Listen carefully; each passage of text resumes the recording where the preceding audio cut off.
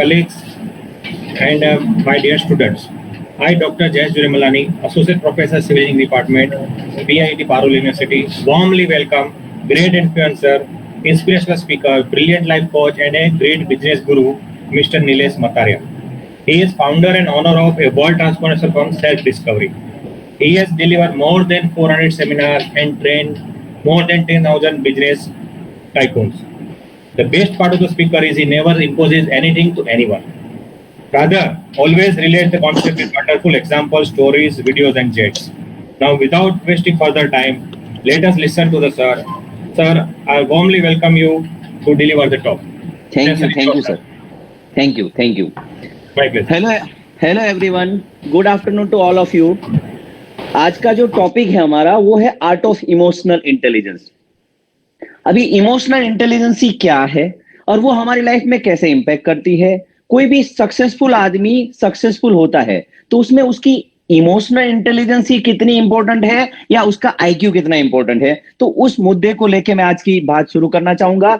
Topic बहुत interesting है। कुछ सवाल हो तो आप टेक्स्ट बॉक्स में डालना और सेशन के अंत में भी हम कोई भी क्वेश्चन रहेंगे आपके तो उसको मैं एड्रेस करने की पूरी कोशिश करूंगा। राइट, तो हम अपने प्रोग्राम को स्टार्ट करते हैं। मैं आपको बताऊं, हार्वर्ड बिजनेस स्कूल और स्टैनफोर्ड यूनिवर्सिटी ने ऑल टुगेदर ज्वाइन होके एक सर्वे किया जहां पे दुनिया के जो बड़े बड़े बिजनेसमैन थे, बिजनेस के जो टाइकून थे, उन लोगों की सक्सेस के पीछे उन्होंने देखा 85% जो मायने रखता था वो एंटरप्रेन्योर की पीपल स्किल और उन लोगों की इमोशनल इंटेलिजेंस ही, और 15% उसकी पर्टिकुलर फील्ड की टेक्निकल स्किल की वजह से वो लोग आगे बढ़े थे।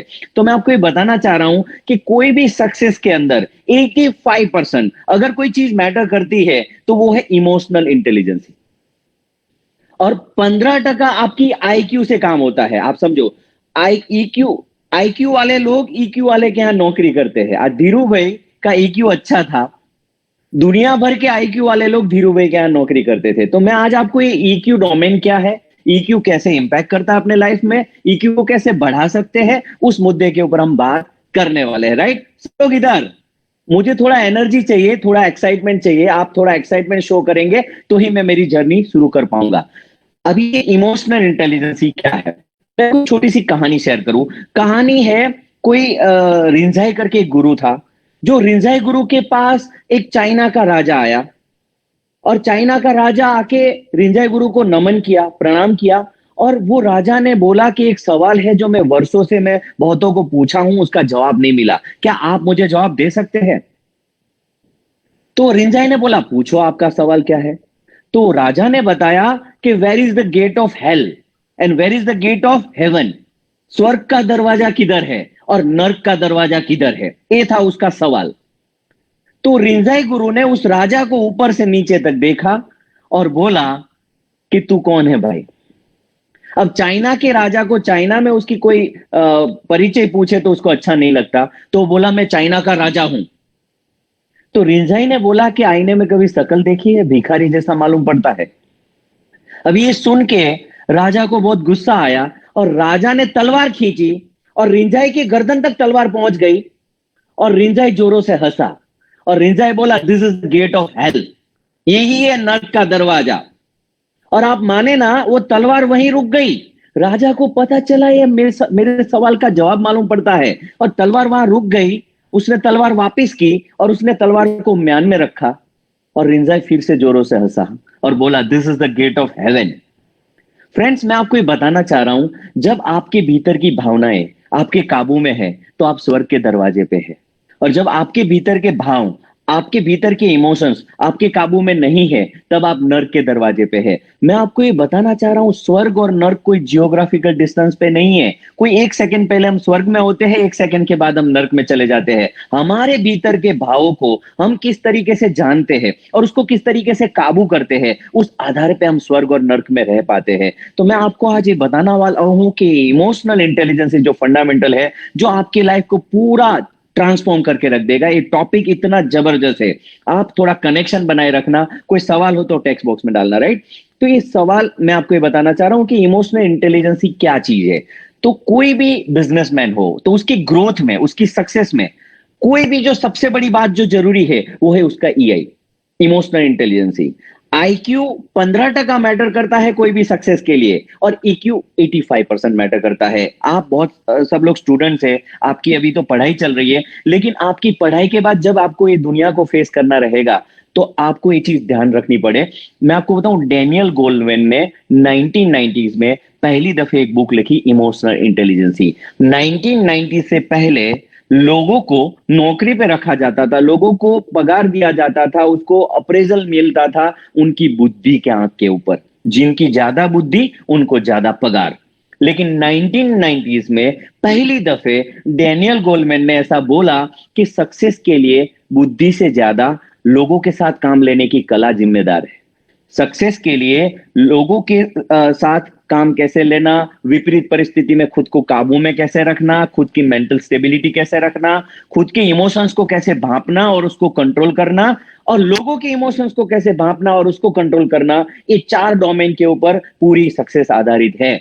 और उसके बाद ये अमेरिका में तहलका मचा। फिर आज आप देखें, दुनिया भर के लोग, आज मैं आपको बताऊं, चार्ल्स श्वेब जो एंड्रू कार्नेगी की कंपनी में नौकरी करता था, और एंड्रू कार्नेगी जो स्टील का एक व्यापारी था, वो चार्ल्स श्वेब को महीने का 10 लाख सैलरी देता था। और उस जमाने में हाईएस्ट पेड बंदा था वो चार्ल्स श्वेब। तो कोई आके उसको पूछता है एंड्रू कार्नेगी को कि यार, ये बंदे से तो ज्यादा स्टील की ज्ञान सब बहुत लोगों के पास है, आपके टीम में ऐसे बहुत सारे लोग हैं जो स्टील के बारे में ज्यादा जानते हैं, हालांकि आपका धंधा स्टील का है, तो आप ये चार्ल्स श्वेब इतना नहीं जानता है स्टील के बारे में, फिर भी आप उसको क्यों ज्यादा इतनी सैलरी देते हैं? तो उसने बोला कि वो आदमियों से काम कैसे लेना, लोगों से बात कैसे करना और लोगों से काम कैसे निकलवाना, उसकी माहिरी है। और उसके लिए 10 लाख तो क्या, मैं 1 करोड़ रुपया भी दे सकता हूं। फ्रेंड्स, अब ये ध्यान रखना, मैं आपको ये बताना चाह रहा हूं कि हम सभी लोग बोलते हैं कि हम लोग लॉजिकल ह्यूमन बीइंग है, लेकिन मैं आपको बताऊं, we are emotional first, rational second. हमारा जो एक्ट है, हमारा जो फोर्स टू एक्ट पावर है, हम जो कुछ भी करते हैं वो हमारी बुद्धि से कम, हमारी भावनाओं से ज्यादा प्रभावित होकर करते हैं। तो अगर आपकी बुद्धि कुछ बोलती है लेकिन आपकी भावना कुछ अलग स्तर पे है, तो आपकी बुद्धि की बातें अनसुनी रह जाएगी और भावना जो बोलेगी वो चीजें आपके साथ होगी, जो आपके इमोशंस आपको ज्यादा ड्राइव करते हैं रादर देन योर इंटेलेक्ट।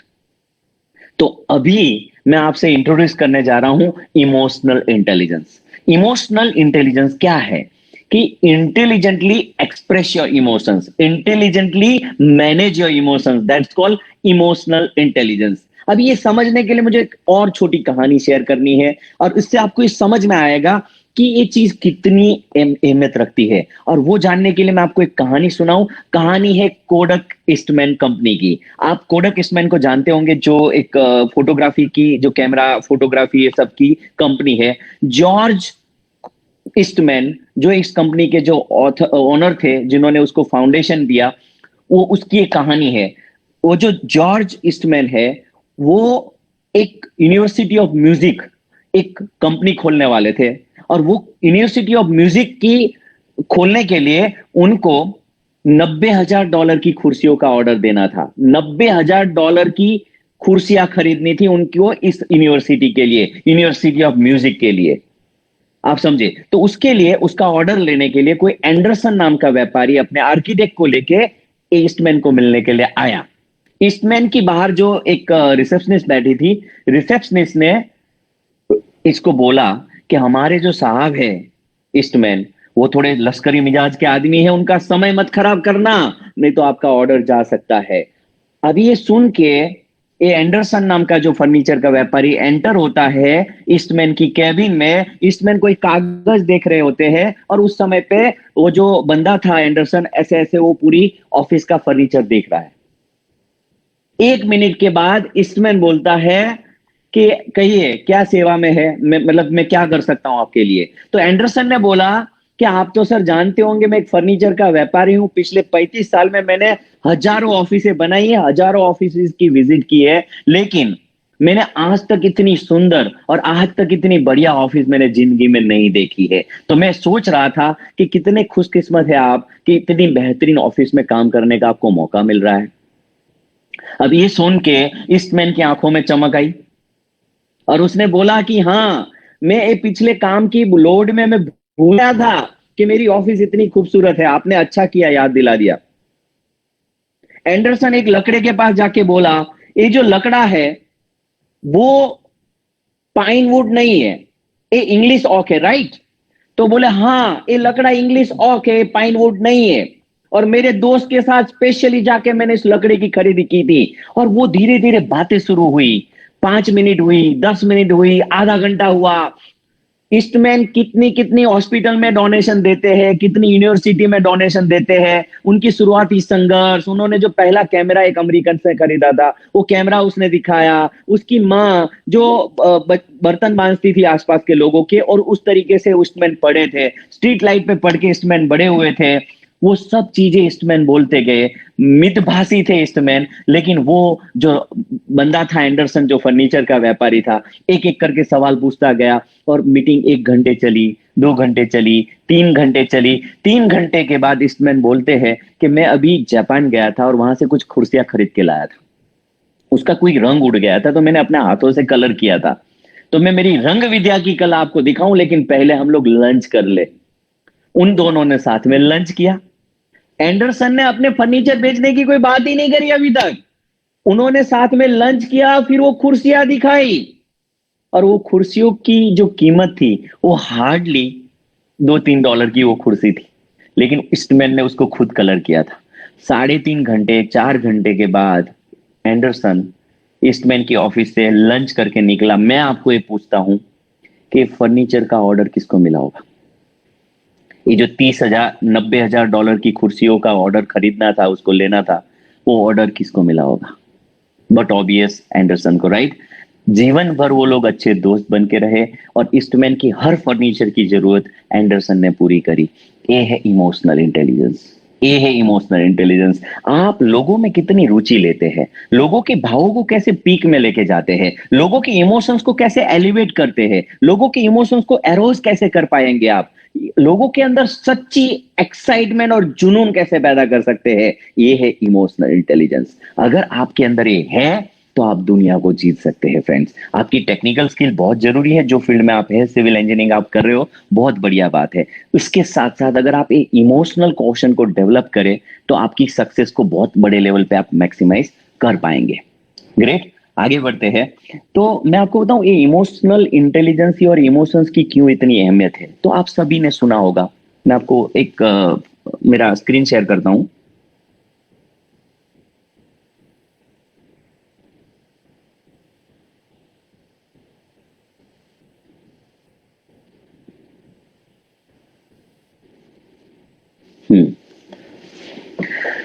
भगवान बुद्ध आज से कोई 2500 साल पहले ऐसा बोलते थे कि you are the result of what you thought, we all are result of our cumulative thought. हम जो सोचते हैं उसका सरवाड़ो बाद बाकी, उसका हिसाब हम है। तो अगर हम जिंदगी में जो सोचते हैं वो हम बनते हैं, आप समझ लो, ये हम सभी को पता है। विचारों से जिंदगी बनती है, जैसे विचार वैसी जिंदगी बन जाती है, सब हम जानते हैं। लेकिन जिन विचारों को बदल के आप अपनी जिंदगी को बदल सकते हैं, क्या वो विचार को आप बदल सकते हैं? अगर जिन विचारों को अंकुश में रख के आप पूरी लाइफ को अंकुश में रख सकते हैं, लेकिन वो विचार आपके कंट्रोल में नहीं है, तो फिर क्या होगा? और यही हमारी हालत है। तो आपको मैं बताऊं, आपकी यूनिवर्स ने हमारे यूनिवर्स ने हमारे साथ एक जबरदस्त कॉम्बिनेशन रखा है।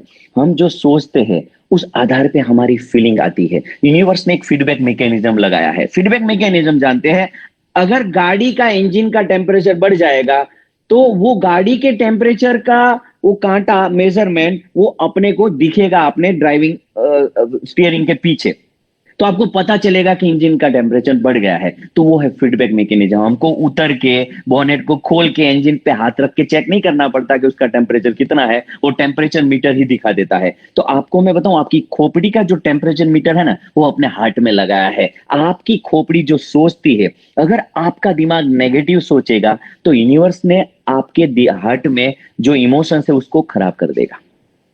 और जब आप अच्छा सोचते हैं तब आपको अच्छा फील होता है, जब आप बुरा सोचते हैं तब आपको बुरा फील होता है, जब आप अच्छा सोचते हैं तब आप बुरा फील नहीं कर सकते, और जब आप बुरा सोचते हैं तब आप अच्छा फील नहीं कर सकते। तो यूनिवर्स ने हमारे खोपड़ी के कारखाने में जो चीजें बनती है उस आधार पे इधर ग्रीन सिग्नल और रेड सिग्नल दिया है। ग्रीन सिग्नल यानी अच्छी फीलिंग, जब आप अच्छे एहसास में होते हैं तो उस समय पे आपको ये फिक्र नहीं करनी है कि आपके विचार कैसे हैं, वो हमेशा पॉजिटिव होंगे।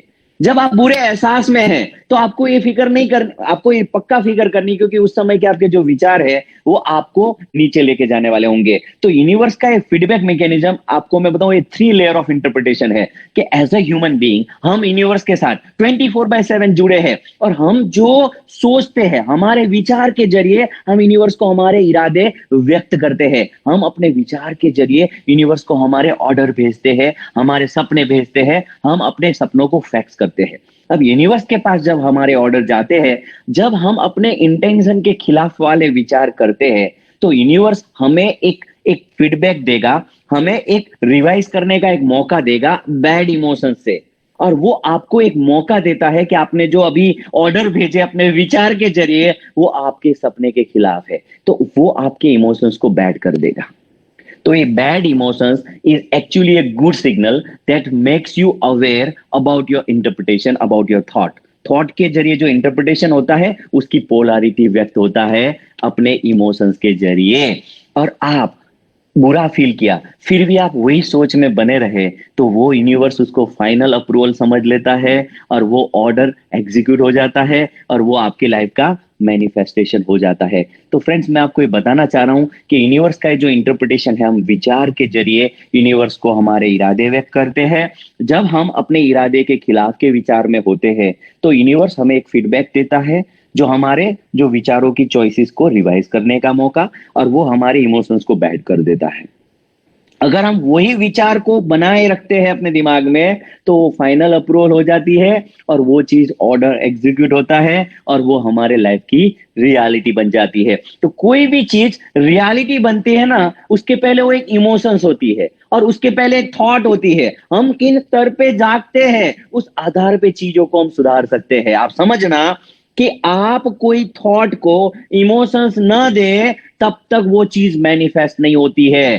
Thought plus emotions is equal to manifestation. कोई भी चीज को आप पूरे जज्बे के साथ, कोई भी चीज पूरे जोश के साथ अगर आप उस चीज को पाने की चेष्टा करेंगे तो वो चीज आपको मिलके रहेगी। आपका जोश और आपका जज्बा, आपके अंदर के कितने एहसास और इमोशंस को आपने उस सपने के साथ जोड़ा है, उस आधार पे उस चीज का मैनिफेस्टेशन होगा। और मैं आपको ये बताना चाह रहा हूं कि एक बंदा था जो 3 साल से बाइक लेने की सोच रहा था और वो 1,50,000 की बाइक नहीं ले पाया। एक बार क्या हुआ, उसके पापा बीमार पड़े। डॉक्टर ने बोला कि ऑपरेशन करना पड़ेगा और ऑपरेशन के लिए 1 लाख का खर्चा है, 1 महीने में ऑपरेशन करना पड़े नहीं तो पापा मर जाएंगे। वो बंदे ने 1 महीने में 1 लाख रुपया जुटा लिया। जो बंदा 3 साल में 50,000 नहीं जुटा पाया, वो 1 महीने में 1 लाख रुपया जुटा पाया। क्यों? क्योंकि वो इमोशनल सपना था। तो आप अपने ड्रीम को इमोशनल ड्रीम दे, आप जब उसमें इमोशंस को जोड़ेंगे तो आप उसको मैनिफेस्ट कर पाएंगे। तो आपको जागना है अपने एहसास के प्रति। आप जितने समय के लिए अपने भीतर के एहसासों को पॉजिटिव डायरेक्शन में रख पाएंगे, उतने समय के लिए आपको थॉट मैनेजमेंट नहीं करना पड़े। आपको मैं बताऊं, थॉट बहुत सूक्ष्म स्तर पे चलते हैं और इमोशंस बहुत गहरा सिग्नल है। तो आप थॉट मैनेजमेंट नहीं कर पाएंगे, लेकिन इमोशंस एक अच्छा सिग्नल है। उसके जरिए आप अपने थॉट की पोलैरिटी को जान पाएंगे और जब आप अपने इमोशंस को शिफ्ट कर लेते हैं तो अपने विचार अपने आप शिफ्ट हो जाते हैं। तो आपको मैं बताऊं, आप क्या फील करते हैं आपके लिए बहुत मायने रखता है। जब आप जितने समय के लिए अपने आप को, आप सभी, हम सभी लोग एक रेडियो स्टेशन की तरह है। हमारा दिमाग का रेडियो, हमारा दिल का रेडियो जिस फ्रीक्वेंसी पे ट्यून है, वैसे गाने हमारे जिंदगी में बजने लगते हैं। जैसे एक हवा में 91.1 पे जगजीत सिंह की गजलें चल रही है, 92.4 पे कोई यो यो हनी सिंह चल रहा है। हमारे ट्रांजिस्टर को, हमारे रेडियो ट्रांजिस्टर को हम किस फ्रीक्वेंसी पे रखते हैं, वैसे गाने हमारे जिंदगी में बजते हैं। हाँ या ना? हम सभी लोग एक रेडियो स्टेशन की तरह है। हम अपने दिमाग को जिस फ्रीक्वेंसी में ट्यून रखते हैं ना, वैसा गाना हमारे जिंदगी में बजने लगता है। तो आपको मैं बताऊं, भगवान बुद्ध ऐसा बोलते थे कि there are no way to happiness, but the happiness is the only way. खुशी की तरफ जाने वाला कोई रास्ता नहीं है। खुशी ही एक रास्ता है जो आपको ज्यादा खुशी की तरफ लेके जाती है। तो मैं आपको ये बताना चाह रहा हूं कि जितने समय के लिए आप अपने आप को खुश रखेंगे, इतने समय तक आपके विचार खुशी की दिशा में होंगे। जितने समय तक आप अपने आप को खुश के एहसास में रखेंगे, इतने समय के लिए आपके विचार खुशी को बढ़ाने वाले होंगे। तो आपको खुशी की तरफ जाने वाला रास्ता नहीं है, खुशी ही एक रास्ता है जो आपको ज्यादा खुशी की तरफ लेके जा सके। आपको मैं पूछूं कि मामला इतना साफ हो तो फिर हम क्यों इतने दुखी हैं? जिंदगी में हैप्पीनेस सबको चाहिए। हम सभी लोग के कोई भी अलग अलग सपने हो सकते हैं। किसी को मर्सिडीज चाहिए, किसी को बीएमडब्ल्यू चाहिए, किसी को कुछ और चाहिए। लेकिन एक चीज तो पक्की है, दुनिया के हर एक बंदे को एक प्राइमरी जो चीज उनको चाहिए वो है हैप्पीनेस। किसी को मर्सिडीज में हैप्पीनेस मिलती हो, किसी को कोई चैरिटी में मिलती हो, बात अलग हो सकती है, लेकिन सबको हैप्पीनेस तो चाहिए ही। और मैं आपको बताऊं, हम जितने हैप्पी रहेंगे इतनी हैप्पीनेस हमारे लाइफ में आ सकती है। और happiness is a state of mind, it is not a state of things. चीजों के जोर से हैप्पीनेस नहीं बनती है। मैं इतने सारे, कोई 1 करोड़ से लेके 10,000 करोड़, 5,000 करोड़, 10,000 करोड़ के टर्नओवर करते हैं एंटरप्रेन्योर को मैं कंसल्ट करता हूं। उनकी लाइफ को मैं बहुत गहराई से, नजदीकी से देखा हूं। उन लोगों के पास लाइफ में सब कुछ है, लेकिन उन लोगों के ऐसा जरूरी नहीं है कि वो सब लोग खुश है। आप समझ लो, मटेरियलिस्टिकली वो लोग बहुत आगे है, लेकिन उनकी इमोशंस का कोई पता नहीं है। आप समझो, तो मैं आपको एक चुटकुला सुनाऊं। चुटकुला है एक बंदे का, चार्ली चैपलिन का। चार्ली चैपलिन ने एक बार चुटकुला सुनाया, तो बहुत सब लोग बैठे थे, सब लोग हंसे। जब सब लोग हंसे, फिर उसने वही चुटकुला दोबारा सुनाया, तो कुछ एक आध दो लोग हंसे। फिर उसने तीसरी बार सुनाया, कोई नहीं हंसा। और जब उसने चौथी बार चालू किया, लोग बोले रुको, एक ही चुटकुला आप 4 बार क्यों सुनाते हो? तो चार्ली चैपलिन ने बोला कि एक चुटकुले पे आप 4 बार हंस नहीं सकते हैं, तो एक दुख के ऊपर आप 4 बार रो कैसे सकते हैं? एक चुटकुले पे आप 4 बार हंस नहीं सकते हैं, तो एक दुख के ऊपर आप 4 बार रो कैसे सकते हैं? हम सभी लोग हमारे एक ही दुख पे हम 400 बार रोते हैं। तो हमारी ये हमारा नेचर हो जाता है, ये हमारी ढांचा हो जाता है, हमारी पैटर्न हो जाती है। हमारे एहसासों का एक पैटर्न बन गया है दुखी रहने का, और उसके आधार पे हमारे विचार भी नेगेटिव हो जाते हैं, और जिंदगी में वो ट्रांसफॉर्मेशन तक नहीं पहुंच पाते जहां हमें पहुंचना है। आगे बढ़े? सही जा रहा है sir? Tejas sir? Yes, sir. Yes, sir. बढ़िया। वॉइस स्क्रीन सब क्लियर है ना? Yes, sir. Everything is clear and everything is fine, sir. Thank you, thank you. अभी मैं आपको बताऊं, हमने खुशहाली की शर्तें बनाई है कि हम एक पास हो जाएंगे, हमारा यूनिवर्सिटी में नंबर 1 हो जाएंगे, या हमें कुछ पापा एक मोबाइल दिला देंगे नया वाला, या नई बाइक दिला देंगे, तब हैप्पी होंगे। हमने खुशहाली की शर्तें बनाई है, लेकिन दुखी नहीं होने की कोई शर्तें हैं आपके पास? दुखी तो हम बिना शर्त हो सकते हैं, आप समझे। दुखी हम खाम खा हो सकते हैं। मैं आपको एक चुटकुला सुनाऊं। मुल्ला नसरुद्दीन, जो एक मेरा फेवरेट कैरेक्टर है, अभी मुल्ला नसरुद्दीन एक होटल चलाता था, और उसका एक दोस्त था जो रोज शाम को 4 बजे उस होटल के रिसेप्शन पे बैठ के उनके साथ चाय पीता था। और मुल्ला रोज बोलता था, अभी आजकल धंधे में इतना मजा नहीं है, आजकल धंधे में इतना आनंद नहीं है, बोले पहले जैसा धंधा नहीं हो रहा है। और उसका दोस्त आके रोज सोचता है कि साला क्या बात करता है, तेरी होटल के हर कमरे पैक है, रिसेप्शन पे होर्डिंग लगी है हाउसफुल की, और ये हाउसफुल की होर्डिंग लगने के बावजूद तू कैसे बोल सकता है कि धंधे में पहले जैसा मजा नहीं है? बोले नहीं यार, 4-6 महीने पहले जितना धंधा था ना, ऐसा आज धंधा नहीं है। बोले क्या बात करता है, तेरे हर कमरे पैक है। तो उसने बोला तुझे नहीं पता है? मुल्ला ने जवाब दिया, बोले 5 से 6 महीने पहले मैं करीब करीब रोज 50 लोग मेहमानों को वापस लौटाता था कि मेरे कमरे पैक है। आज हार्डली 12 लोगों को वापस लौटा पाता हूं। पहले 50 लोग वापस जाते थे, कमरे पैक है, अभी हार्डली 12 लोग। टर्नओवर में, बैलेंस शीट में 1 रुपए का फर्क नहीं है, लेकिन उसका दुख असली है, वो दुखी था। आप समझ रहे हैं? हमारे दुख भी कहीं ना कहीं अगर आप देखें तो हम खामखा दुखी है, आप समझ लो। तो हमें अपने आप को पॉजिटिव इमोशंस में ट्यून रखने का कला सीखनी है। अब जब आप सीखेंगे तो आपकी लाइफ में बहुत बड़ा चेंज आएगा। आप समझ लो, आप जितने हल्के होंगे इतने आप ऊपर जाएंगे। अगर पहाड़ की चोटी पे जाना है तो कम वजन लेके जाइयो, जितना बोझ कम होगा इतना आप पहाड़ की चोटी पे पहुंच सकते हैं। यही कानून है, पहला नियम। तो आपको मैं बताऊं कि अगर आप बहुत बोझिल फील कर रहे हैं, आप दबे दबे से है, तो आपसे कुछ होना नहीं है। आपको हल्का रहने की कला सीखनी है। विपरीत से विपरीत परिस्थिति क्यों ना हो, चाहे कुछ भी क्यों ना हो जाए, अपन अपने आप को स्टेबल रखने की कला सीख ले तो कैसा। हम अपने आप को काबू में कैसे रखें, हम अपने आप को स्टेबल कैसे रखें, जिसको मैं बोलता हूं साइकोलॉजिकल स्टेबिलिटी। विपरीत परिस्थिति में कुछ लोग टूट जाते हैं और कुछ लोग रिकॉर्ड कायम करते हैं। आप किन में है? मेरी बात करूं मैं, मेरा बेस्ट परफॉर्मेंस जब मेरी वाट लग जाती है ना तब निकलता है। जब मेरी वाट लग जाती है ना तब मेरा बेस्ट आउटपुट आता है। जब मेरे बिजनेस हो, मेरे काम हो, मेरे जब मैं पढ़ाई करता था तब अगले दिन बैठा 400 पन्ने की किताब लेके और वो पढ़ रहा हूं, दूसरे दिन एग्जाम है, 4 घंटे बचे हैं, उस 4 घंटे में मेरा जो कंसंट्रेशन आता था ना वो one of the best concentration था। तो मैंने हमेशा ये देखा है कि जब भी मेरी वाट लगती है तब मेरा बेस्ट परफॉर्मेंस आता है। आप कैसे हैं? आपका क्या है? तो आपको अगर साइकोलॉजिकल स्टेबिलिटी सीख लो आप, तो आपका भी विपरीत परिस्थिति में बेस्ट परफॉर्मेंस आ सकता है। अभी मैं आपको उसका थोड़ा टेक्निकल फंडामेंटल बताऊं कि इमोशनल इंटेलिजेंसी क्या है। एक होता है आईक्यू, हम उसको मेजर कर सकते हैं। आईक्यू यूनिवर्स ने हमको दी है, एक लेवल से ज्यादा हम आईक्यू को नहीं बढ़ा सकते, लेकिन ईक्यू को we can developed. Emotional question क्या है, जिसको डैनियल गोलमैन ने पहली दफे जब उसको दिया डेफिनेशन, उसमें उसने 4 पिलर बताए। नो योर इमोशंस, अपने एहसासों के प्रति आप कितने सतर्क हैं। मैनेज योर इमोशंस, अपने एहसासों को परिस्थिति के आधार पे आप स्टेबल कैसे रख सकते हैं, कंट्रोल कैसे कर पाते हैं, मैनेज कैसे कर पाते हैं। Know others emotions and manage others emotions, ये है पीपल मास्टरी के 2।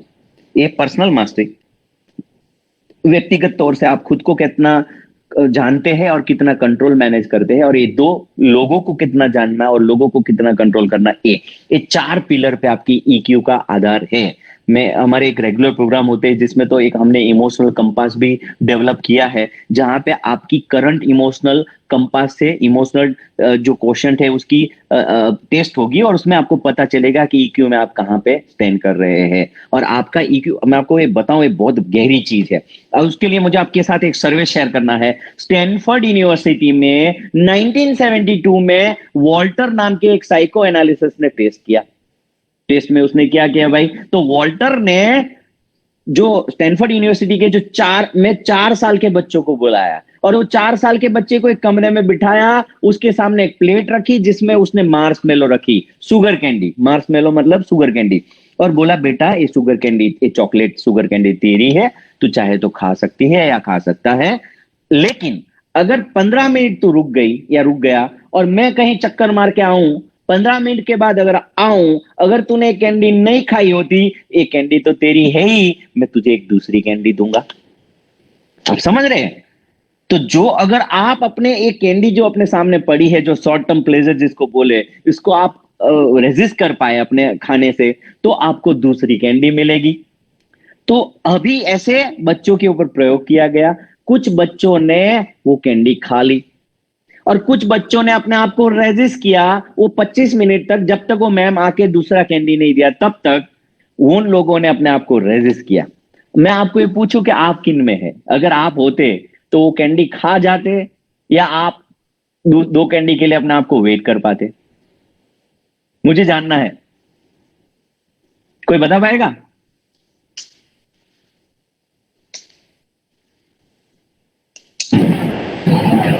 Sir, unfortunately, student cannot answer here. They are in another link. Okay okay fine, no problem. आप बता दीजिए सर, आप बता दीजिए। तो फ्रैंक मैं शायद खा लेता। अच्छा, आप खा लेते। अभी आपको मैं बताऊं कि जो बच्चों ने वो कैंडी खा ली उसका रिकॉर्ड रखा, और जो लोगों ने 2 कैंडी के लिए खुद को रेजिस्ट किया, आप माने ना, जब वो बच्चे उनकी प्राइमरी स्कूल का जो एंट्रेंस एग्जाम उन्होंने दिया, तो वो बच्चे जिन्होंने 2 कैंडी के लिए खुद को रेजिस्ट किया था, उन बच्चों के 14% ज्यादा मार्क्स आए। Great great. आप माने ना कि हमको लगे कि यार ये क्या बात है, लेकिन जब हमारे अंदर कुछ भाव पैदा होते हैं, वो भाव को एक शॉर्ट टर्म प्लेजर के लिए हमने काबू में किया और लॉन्ग टर्म हैप्पीनेस के लिए अपने आप को तैयार किया, वो भावों को काबू में रखना, वो है इमोशनल इंटेलिजेंसी। जब आप रात को पढ़ रहे हैं, आपको मन हो रहा है कि मैं मेरा मोबाइल देख लूं, अब जब मोबाइल देखने का मन हुआ वो एक आपने लिए कैंडी हो गई। क्या आप अपने मोबाइल देखने की चेष्टा को साइड में रख के किताब लेके पढ़ने का जो इमोशनल कंट्रोल अगर आपके पास है, तो आप इमोशनल इंटेलिजेंट है भाई। हेलो। आप समझ लो। तो इमोशनल इंटेलिजेंस ही मतलब आज से पहले 50 साल पहले, 20 साल पहले लोगों को, बच्चों को, जो आप पढ़ाई कर रहे हैं, आपको डिस्ट्रैक्ट करने के इतने हथियार साधन नहीं थे जितना आज है।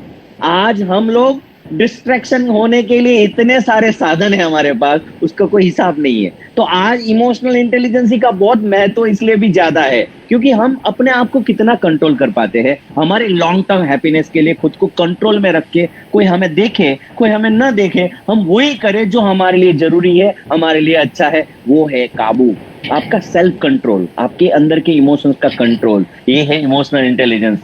आप समझ रहे हैं मेरी बात? तो ये वेरी नाइसली चीज, पुट, वेरी नाइसली पुट। हाँ, ये चीज को आपको डेवलप करनी है। और अगर आप डेवलप कर पाए तो आपकी ईक्यू और आपका आईक्यू दोनों आपको बहुत आगे लेके जाएगा। इसके ऊपर हालांकि मेरे तो 8-8 घंटे के क्लास होते हैं, मैं आज 1 सवा घंटे में कोशिश करता हूं इस टॉपिक को आपके सामने रखने के लिए। बाकी हमारा एक पूरा एक प्रोग्राम है, यूथ ट्रांसफॉर्मेशन, यूथ लीडरशिप। आप लोगों को फ्यूचर एंटरप्रेन्योर बनने के लिए कौन कौन सी स्किल, कौन कौन सी एबिलिटी, ऐसा एंटरप्रेन्योर स्किल, ऐसे लाइफ स्किल, लाइफ को डील करने के लिए कुछ स्किल चाहिए, वो स्किल आपको कैसे डेवलप करनी, उसके ऊपर हमारा एक यूथ ट्रांसफॉर्मेशन का एक पूरा प्रोग्राम चलता है जिसके 6 सेशन होते हैं और उसमें बहुत सारी अलग अलग टॉपिक्स पे हम लोग बात करते हैं। तो अगर आपको ये सेशन अच्छा लगे तो आप हमारा कांटेक्ट जरूर करना। तो हमारा 1 महीने के बाद हमारे यूथ ट्रांसफॉर्मेशन का एक नया सब्जेक्ट पे, नया टॉपिक पे नया प्रोग्राम स्टार्ट हो रहा है। उसमें आप वेबिनार के जरिए एनरोल हो सकते हैं और वेबिनार के जरिए एनरोल होने में आपको एक पूरा कनेक्शन मिलेगा, यही तरीके से जो आप अभी एंजॉय कर रहे हैं, राइट? तो वो आप बाद में बोलना। तो अभी आपको मैं बताऊं, एक होता है पीक्यू। पीक्यू क्या है? Physical question. पीक्यू पिरामिड का बॉटम है, शरीर की शक्ति का उपयोग करके हम कितना कमा सके, थोड़ा थोड़ा, रोज के 500 रुपया, कड़िया काम, जो भी छोटा छोटा काम है आप समझ लो। तो पिरामिड के बॉटम में पीक्यू।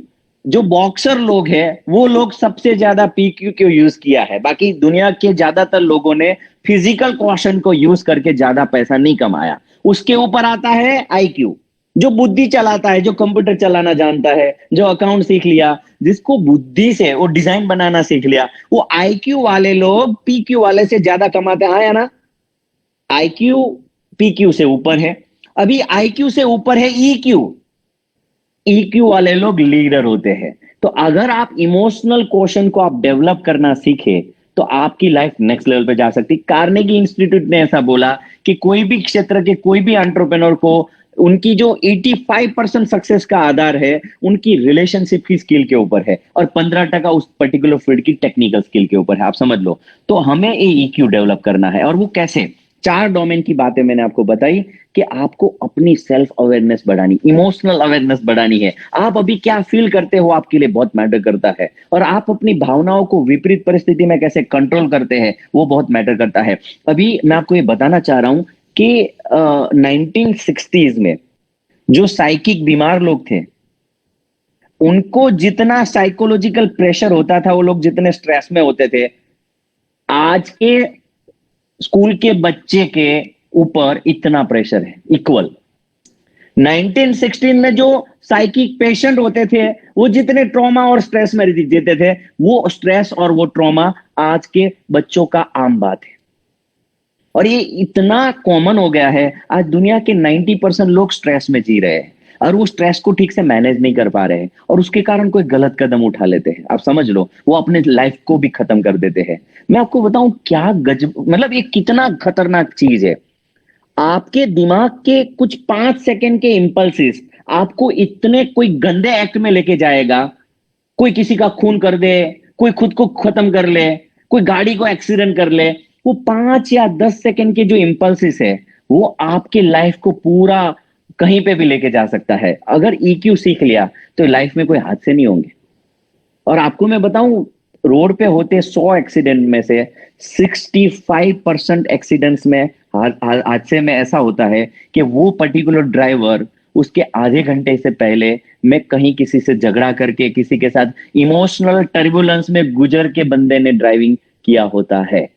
65%, हेलो, 65% एक्सीडेंट में वो पर्टिकुलर बंदे की इमोशनल टर्बुलेंस, इमोशनल डिस्टर्बेंस मायने रखता है। तो अपने आप को कूल रखने की कला सीखो, कैसी भी परिस्थिति आ जाए खुद को स्टेबल रखने की कला सीखो। अगर आपने ये सीख लिया, लाइफ नेक्स्ट लेवल पे है। क्या आप लोग तैयार? आगे बढ़ो सब लोग इधर। हाँ। Yes, yes.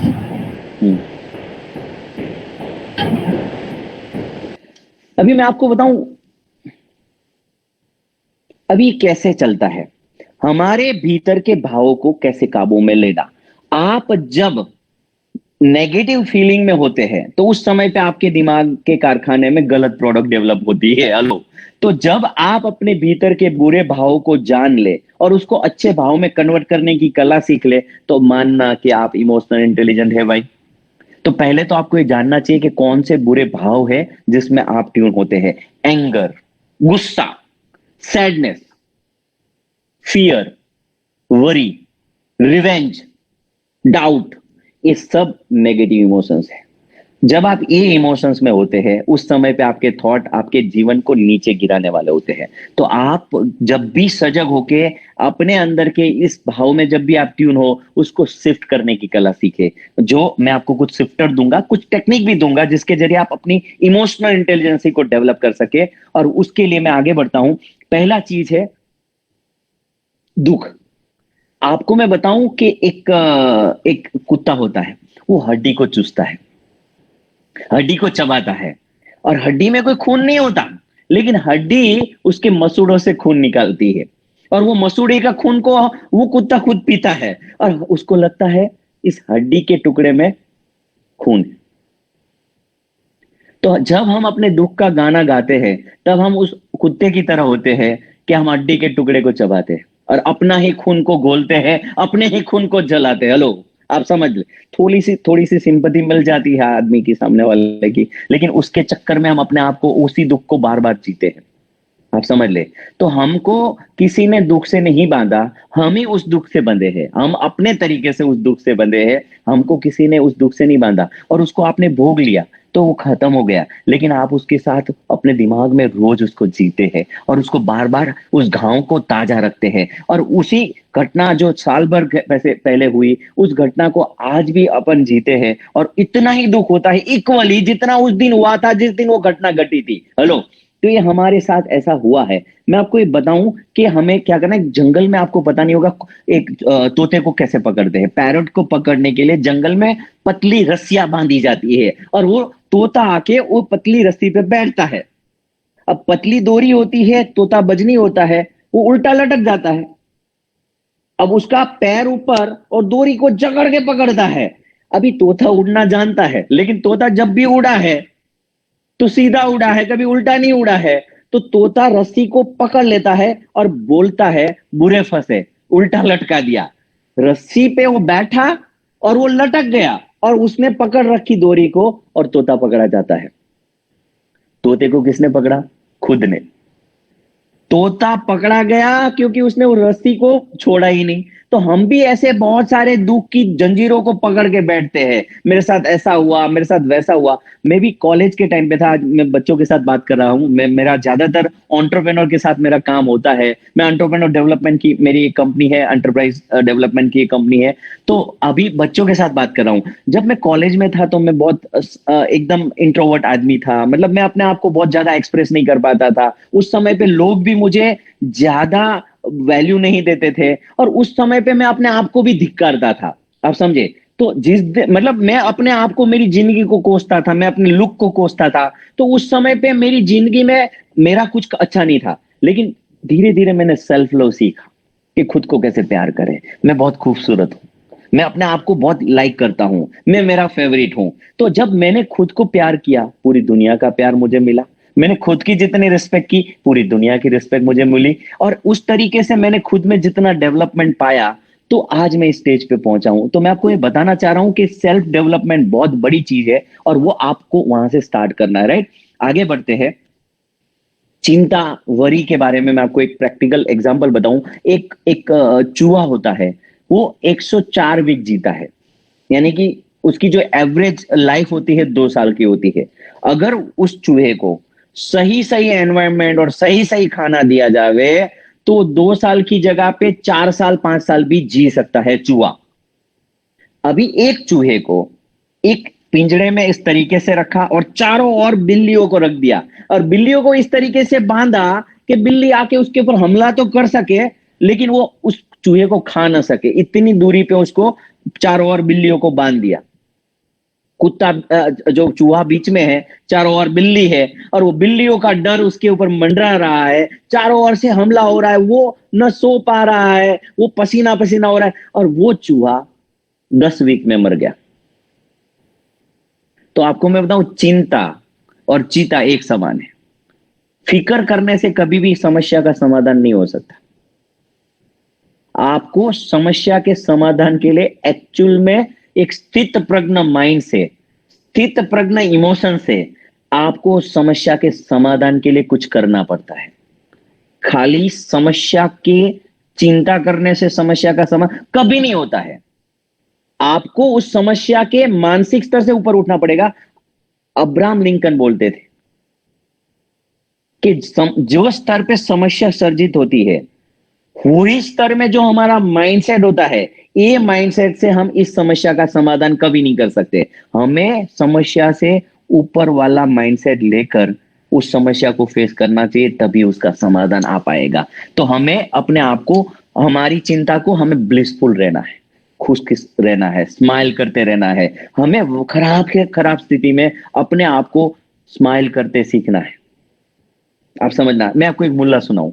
मुल्ला नसरुद्दीन, जो एक गांव का एक बहुत ज्ञानी आदमी था और उसको बहुत भयंकर एक्सीडेंट हुआ और उसके कारण उसके शरीर की लगभग हड्डी टूटी और शरीर की हर जगह पे उसको पट्टी आई और इतनी सारी पट्टी बंधी है उसके ऊपर। और गांव का जो सरपंच था वो मुल्ला की खबर पूछने के लिए उनके पास जाता है, उसको मिलने के लिए। और वो वहां गया तो उनको देख के आंख खुली है, मुंह खुला है, बाकी सब जगह पे पट्टी पट्टी। तो देख के सरपंच बोला कि यार तेरी हालत देख के बहुत दया आती है, तुझे मतलब मैं क्या बोलूं। हम लोग तसल्ली देते हैं जब कभी किसी की खबर पूछने जाते हैं कि हो जाएगा ठीक। तो बोले मैं बोलूं तो क्या बोलूं, बहुत दर्द होता होगा नहीं?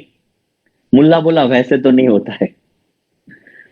बोले वैसे तो दर्द नहीं होता है, लेकिन जब मैं जोरों से हंसता हूं ना तब थोड़ा इधर दुखता है। हेलो तो सरपंच बोला पागल आदमी, ये स्थिति में तुझे जोरों की हंसने की क्या नौबत आई? तो मुल्ला ने बोला अगर मैं अभी नहीं हंसा तो फिर मैं हंसना क्या सीखा? अगर मैं अब नहीं हंसा तो मैं हंसना ही क्या सीखा? एक आदमी मौत के मुख पे खड़ा है और वो हंस रहा है और हमारे सामने एक पूरी जिंदगी पड़ी, हम रो रहे हैं। Hello yes sir, right. तो हमें अपने आप को जॉय, ब्लिसफुल रहना है। हमारी हर चिंता को हमें खुश, जॉय में कन्वर्ट करना है। बी अ चाइल्ड लाइक, बच्चे की तरह हंसना सीखो, स्माइल करो। आप अपने आप को जितना स्ट्रेस फ्री रख पाएंगे इतना आपका परफॉर्मेंस अच्छा आएगा। आप जब मानसिक तौर से किसी चीज के दबे रह गए तो आप कभी उस परिस्थिति का सामना ही नहीं कर पाएंगे। पहले आपको मानसिक स्तर से उस परिस्थिति से ऊपर उठना पड़े, तब जाके उस परिस्थिति को फेस करने की ताकत आपके अंदर आ सकती है, राइट? तो आगे बढ़ता हूं मैं। आपके लाइफ की जो कंप्लेन है, complain is something negative emotions. हम सभी को अपनी जिंदगी के कोई ना कोई पहलू को लेके कंप्लेन रहती है। कोई बोले मेरे बाल झड़ते हैं, कोई बोले मेरी स्किन खराब हो गई, कोई बोलेगा मेरे फ्रेंड्स मेरे को अच्छे से रखते नहीं है, मेरे फ्रेंड्स किसी और फ्रेंड्स को ज्यादा वैल्यू देते हैं। बहुत सारे छोटे छोटे सवाल होते हैं पढ़ाई को लेके या समाज को लेके, कोई चीज को लेके कि आपको कोई नया मोबाइल चाहिए, कोई नई चीज चाहिए जो आपके फादर, आपकी फैमिली नहीं दिला सके। तो हम सभी चीजों के असंतुष्टि में जीते हैं। अभी असंतुष्टि एक नेगेटिव इमोशंस है। आपको अपने असंतुष्टि को ग्रेटिट्यूड में कन्वर्ट करना है। जब तक आपकी खोपड़ी आपके पास क्या नहीं है उसके ऊपर फोकस करेगी तब तक आपके जिंदगी में अभाव बना रहेगा। ये अभाव का कानून है, ये अभाव का कानून है, ये कंप्लेन का कानून है। जब आपको लगता है आपकी जिंदगी में कोई चीज का अभाव है तब तक वो चीज का अभाव बना रहेगा। और आप जब ऐसा बोलेंगे यार भगवान की दया है मेरे पास बहुत कुछ है, भगवान की दया है कि मैं इतना हेल्दी हूं, भगवान की दया है कि मैं, मेरे लाइफ में मेरा बिजनेस अच्छा है, मेरा घर है, मेरे पास अच्छे बच्चे हैं, जो भी आपके लाइफ की अच्छाइयों को फोकस करने की कला आपने सीखी तो आपके लाइफ में प्रॉस्पेरिटी को ग्रो कर पाएंगे। तो प्रॉस्पेरिटी का कानून है कि जितना ग्रेटिट्यूड आप करते हैं इतना आपके जिंदगी में प्रॉस्पेरिटी बढ़ती है, और जितनी कंप्लेन करते हैं इतनी जिंदगी में कंप्लेन करने के मौके बनते हैं। तो हमें C2G जाना है। हमारी खोपड़ी रेडियो स्टेशन की तरह है। हम अपने दिमाग को कंप्लेन की फ्रीक्वेंसी पे ट्यून करेंगे तो कंप्लेन करने के मौके बढ़ाने वाली सिचुएशन को अट्रैक्ट करेंगे, और रोज वो गाने बजते रहेंगे। तो हमें अपने कंप्लेन के भाव से ऊपर उठ के वाव फीलिंग में जाना है। ये है इमोशनल इंटेलिजेंसी, कि जितने समय के लिए आप कंप्लेन को ग्रेटिट्यूड में कन्वर्ट कर सके इतने समय के लिए आप इमोशनल इंटेलिजेंट है। मैं ग्रेटिट्यूड को वाव गुड न्यूज मिलने वाली फ्रीक्वेंसी बोलता हूं। This is gratitude is the best attitude. आप जब ग्रेटफुल होते हैं, मैं आपको एक कहानी सुनाऊं। छोटी छोटी कहानियों से बहुत सारी बड़ी चीजें हम क्लियर कर पाते हैं, और कहानियां विजुअल्स को एक्टिवेट करती है। मैं चाहता हूं कि हमारी पूरी एजुकेशन सिस्टम अगर कहानियों से बना ले तो कैसा, क्योंकि राइट ब्रेन को पूरा एक्टिवेशन मिल जाएगा। कहानियों से जितनी चीजें इंटरेस्टिंग बनती है, कहानियों से जितने विजुअल्स ट्रिगर होते हैं, इतने शायद कोई चीज से नहीं होते हैं। जीसस क्राइस्ट ने कहानी सुनाई थी कि एक अंगूर का बगीचा था, और अंगूर के बगीचे का जो व्यापारी था उसने अपने अंगूर के बगीचे में काम करने के लिए कुछ मजदूरों को सुबह में बुलाया। वो लोग काम पे लगे। वो लोग सुबह में काम पे लगे। दोपहर को कुछ और मजदूरों की जरूरत थी, एक बंदे को भेज के कुछ और मजदूरों को बुलाया गया। वो लोग दोपहर को काम पे लगे, और कोई शाम को 4-5 बजे किसी और बंदे को भेज के और मजदूरों को बुलाया गया। और वो लोग अभी आए ही थे और अभी अपना साधन सामान ठीक कर रहे थे, तब तक अंधेरा हो गया। वो कुछ काम ही नहीं कर पाए और रात हो गई, अंधेरा हो गया, और फिर इस दिन का खत्म हुआ। फिर उस अंगूर के बगीचे के व्यापारी ने सब लोगों को साथ में बुलाया। सुबह जो काम पे लगे थे वो, दोपहर को काम लगे थे वो, और शाम को जो काम पे लगे थे वो, और तीनों को एक समान पुरस्कार दिया। तीनों को एक समान पुरस्कार। पुरस्कार इसलिए मैं बोलता हूं कि उसके लगते 500 रुपए थे तो दिए 1200। मतलब उसकी काम से तो ज्यादा ही दिया था उसने, मैं पुरस्कार वर्ड यूज किया। सुबह वाले को भी 1200 दिया, जो 500 बनता था, फिर भी 1200। दोपहर वाले को भी 1200 और शाम वाले को भी 1200। सुबह वाले लोग बोले कि हम लोग सुबह से काम कर रहे हैं, ये लोग दोपहर को आए और ये लोग शाम को आए, उनको क्यों 1200 दिया जा रहा है और हमें भी क्यों 1200? तो जो अंगूर के बगीचे का व्यापारी था उसने जवाब दिया कि वो तेरी लुकआउट नहीं है। आपको जो किया उसका हर्जाना आपको मिल गया। बोले हाँ। तो बोले मैं उनको क्या देता हूं, वो आपकी लुकआउट नहीं है, वो आपको सोचने का काम नहीं है। आपको आपका पुरस्कार मिल गया। बोले यस। तो खत्म बात। और बोले मैं उनको उनके काम के लिए नहीं देता हूं, मेरे पास ज्यादा है इसलिए मैं उसको देता हूं। मैं उनके काम करने के लिए उनको मैं पैसा नहीं दे रहा हूं, मेरे पास बहुत ज्यादा है इसलिए मैं उसको दे रहा हूं। अब ये बात करके उन सभी को वापस लौटा गया। आपको मैं बताऊं, जो सुबह आए हुए जो थे काम करने वाले मजदूर, वो लोग अपना पुरस्कार लेके घर जा रहे थे। उनके चेहरे पे उदासी थी। वो लोग उदास थे क्योंकि उन लोगों के सामने उन लोगों को ज्यादा पैसा मिला था। अगर दोपहर वाले और शाम वाले का हिसाब उन लोगों के सामने नहीं किया होता तो लोग छलांग मारते, खुशी से नाचते नाचते घर जाते। राइट। हमारा भी बिल्कुल वैसा है। हम किसी और को क्या मिलता है वो हमें, हमारी लुकआउट नहीं है।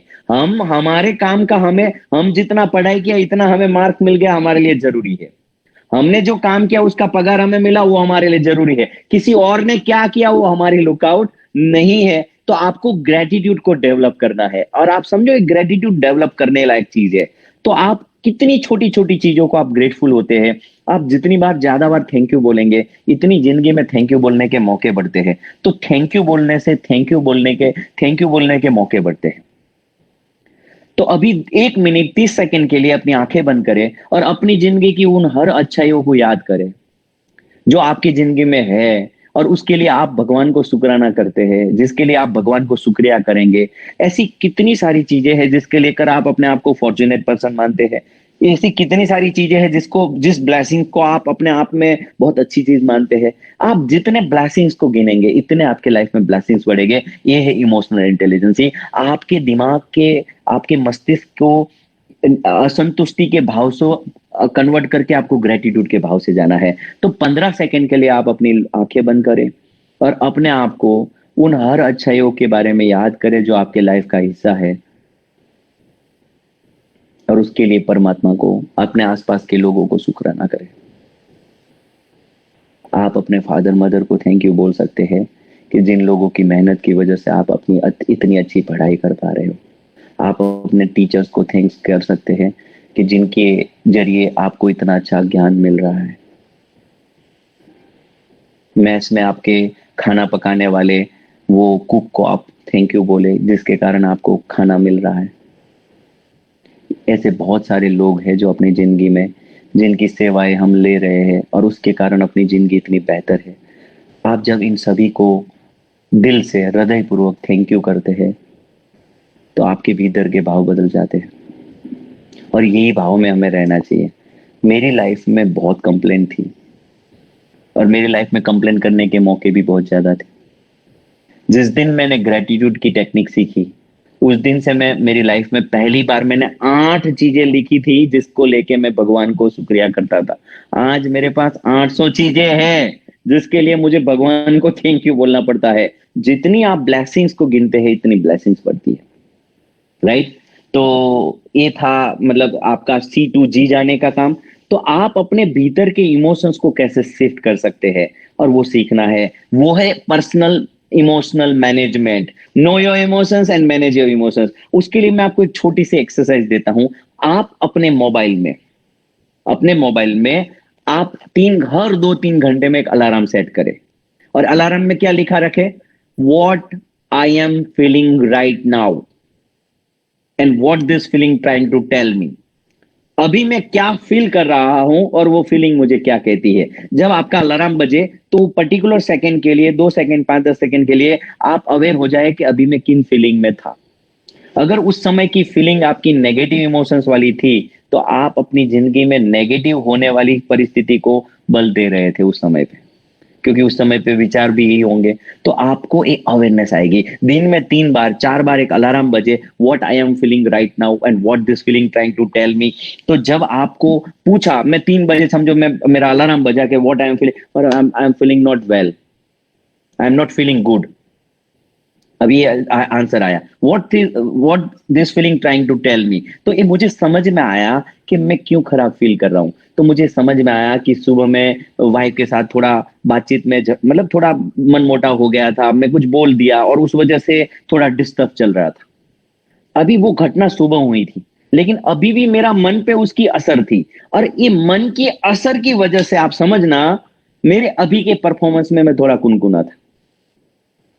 अपन बेस्ट आउटपुट तब दे पाते हैं जब अपने आप को पूरा झोंक दे, उस काम में अपने आप को पूरा डिवोट कर दे। जब आपकी भावनाएं स्टक हो गई है सुबह की उस घटना से, आपकी नाव बंद गई उस सुबह की घटना से, आप आगे नहीं बढ़ पाएंगे। तो मेरे को क्या करना है, वाइफ को फोन लगाया, हाँ कैसी है, सब बढ़िया, सुबह थोड़ा ज्यादा बोल दिया था मैंने, सॉरी। अरे यार नहीं नहीं नहीं, कुछ नहीं कुछ नहीं, मैं तो कुछ भूल ही गई थी। ओके ओके ओके, चलो फाइन फाइन, चलो रखता हूं बाय। आप समझ रहे हैं, मैंने मेरे इमोशंस को हील किया। आपको मैं बताऊं, या तो पास्ट की कोई घटना आड़े आवे या तो फ्यूचर की कोई चिंता, दो में से एक ही। वर्तमान किसी को दुख नहीं देता। अभी समझो मैं 6 बजे में फिर पूछा कि what I am feeling right now and what this feeling trying to tell me, I am not feeling well, why.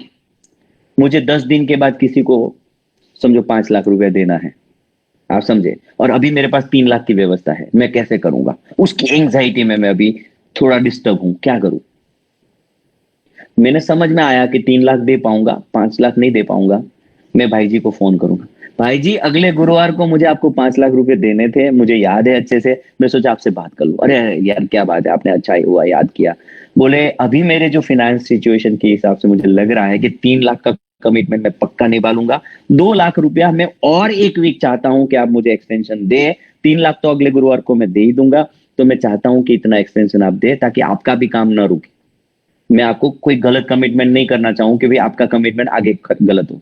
बोले कोई नहीं, अब पूरा साथ में 15 दिन के बाद दे देना, कोई टेंशन नहीं है, 1 आध वीक ऊपर नीचे कोई दिक्कत नहीं। अब फिर लग जाना है वो पैसे की जुगाड़ के लिए। ऐसा नहीं कि फिर सो जाऊं फिर एक बार फोन करना पड़े, हेलो। तो आपको एक पहली चीज है, आपको एक अलार्म रखना सीखना है। What I am feeling right now जितने समय के लिए आप अपने भीतर के इमोशंस को पॉजिटिव में रखना सीख लिए, इतने समय तक आप अपने इमोशनल इंटेलिजेंट हो गए। क्लियर? आगे बढ़ूं?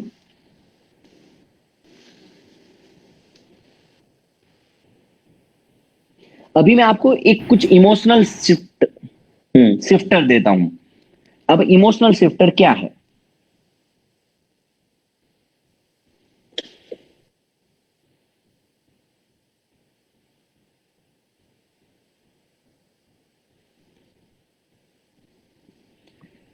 इमोशनल शिफ्टर क्या है? आपके भीतर के भावों को आप कैसे शिफ्ट कर पाए, उसकी कुछ कला है।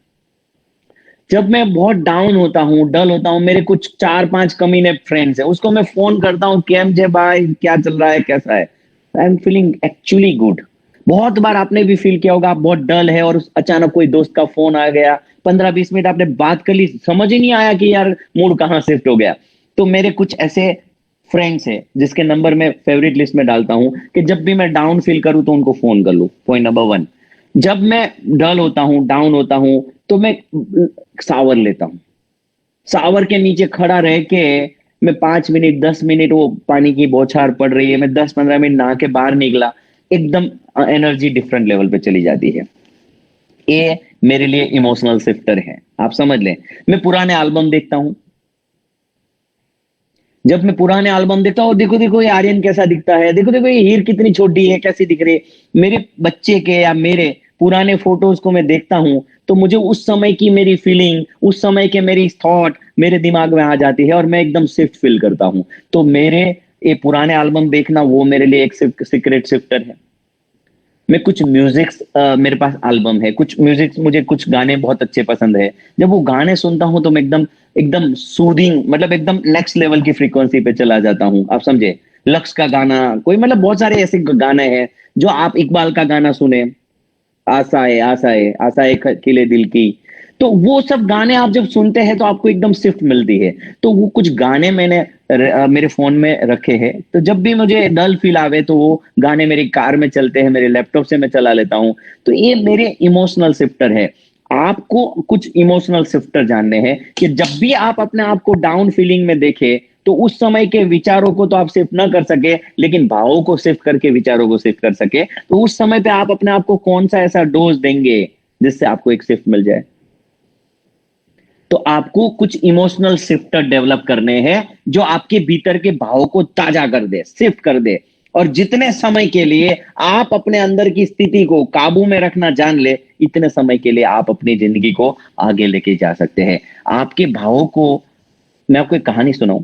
कुछ दोस्त थे जो 31 दिसंबर की मौज मस्ती के बाद शराब पी के मस्त थे, और उन्होंने सोचा कि अपन बोटिंग करने के लिए जाते हैं, नौका विहार के लिए जाते हैं। वो लोग नौका में बैठे और वो पूरी रात, पूर्णिमा की चांद थी, मस्त पूर्णिमा थी, वो लोग नौका में वो पतवारे चला रहे हैं, वो पतवारे चला रहे हैं, और पूरी रात उन्होंने पतवारे चलाई। सुबह 5 बजे जब उनका थोड़ा नशा उखड़ा शराब का, तो एक दोस्त ने बोला कि यार हम पूरी रात चला ली पतवारे, हम कहाँ पहुंचे, देखो तो सही भाई, वापिस भी तो जाना है। तो एक दोस्त को बोला कि तू जा देख तो सही कहाँ पहुंचे। तो उन्होंने देखा, वो लोग वही जगह पे थे, वो लोग नाव को खोलना भूल गए थे। वो नाव की रस्सी को खोलना भूल गए थे और पूरी रात पतवारे चलाई, पहुंचना कहीं नहीं हुआ।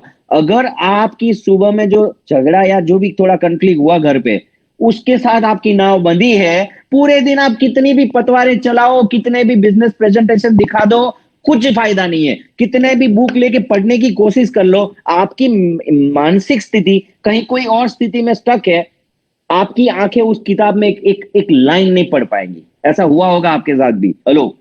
तो अगर आपको पहले इमोशनली हल्का होना पड़ेगा उस स्थिति से, ताकि जो आप पढ़ना चाहते हैं वो आप पढ़ पाए, जो काम आपने अभी लिया है उस काम में अपने आप को झोंक पाए, तो आपको अपनी नाव खोलनी पड़ेगी।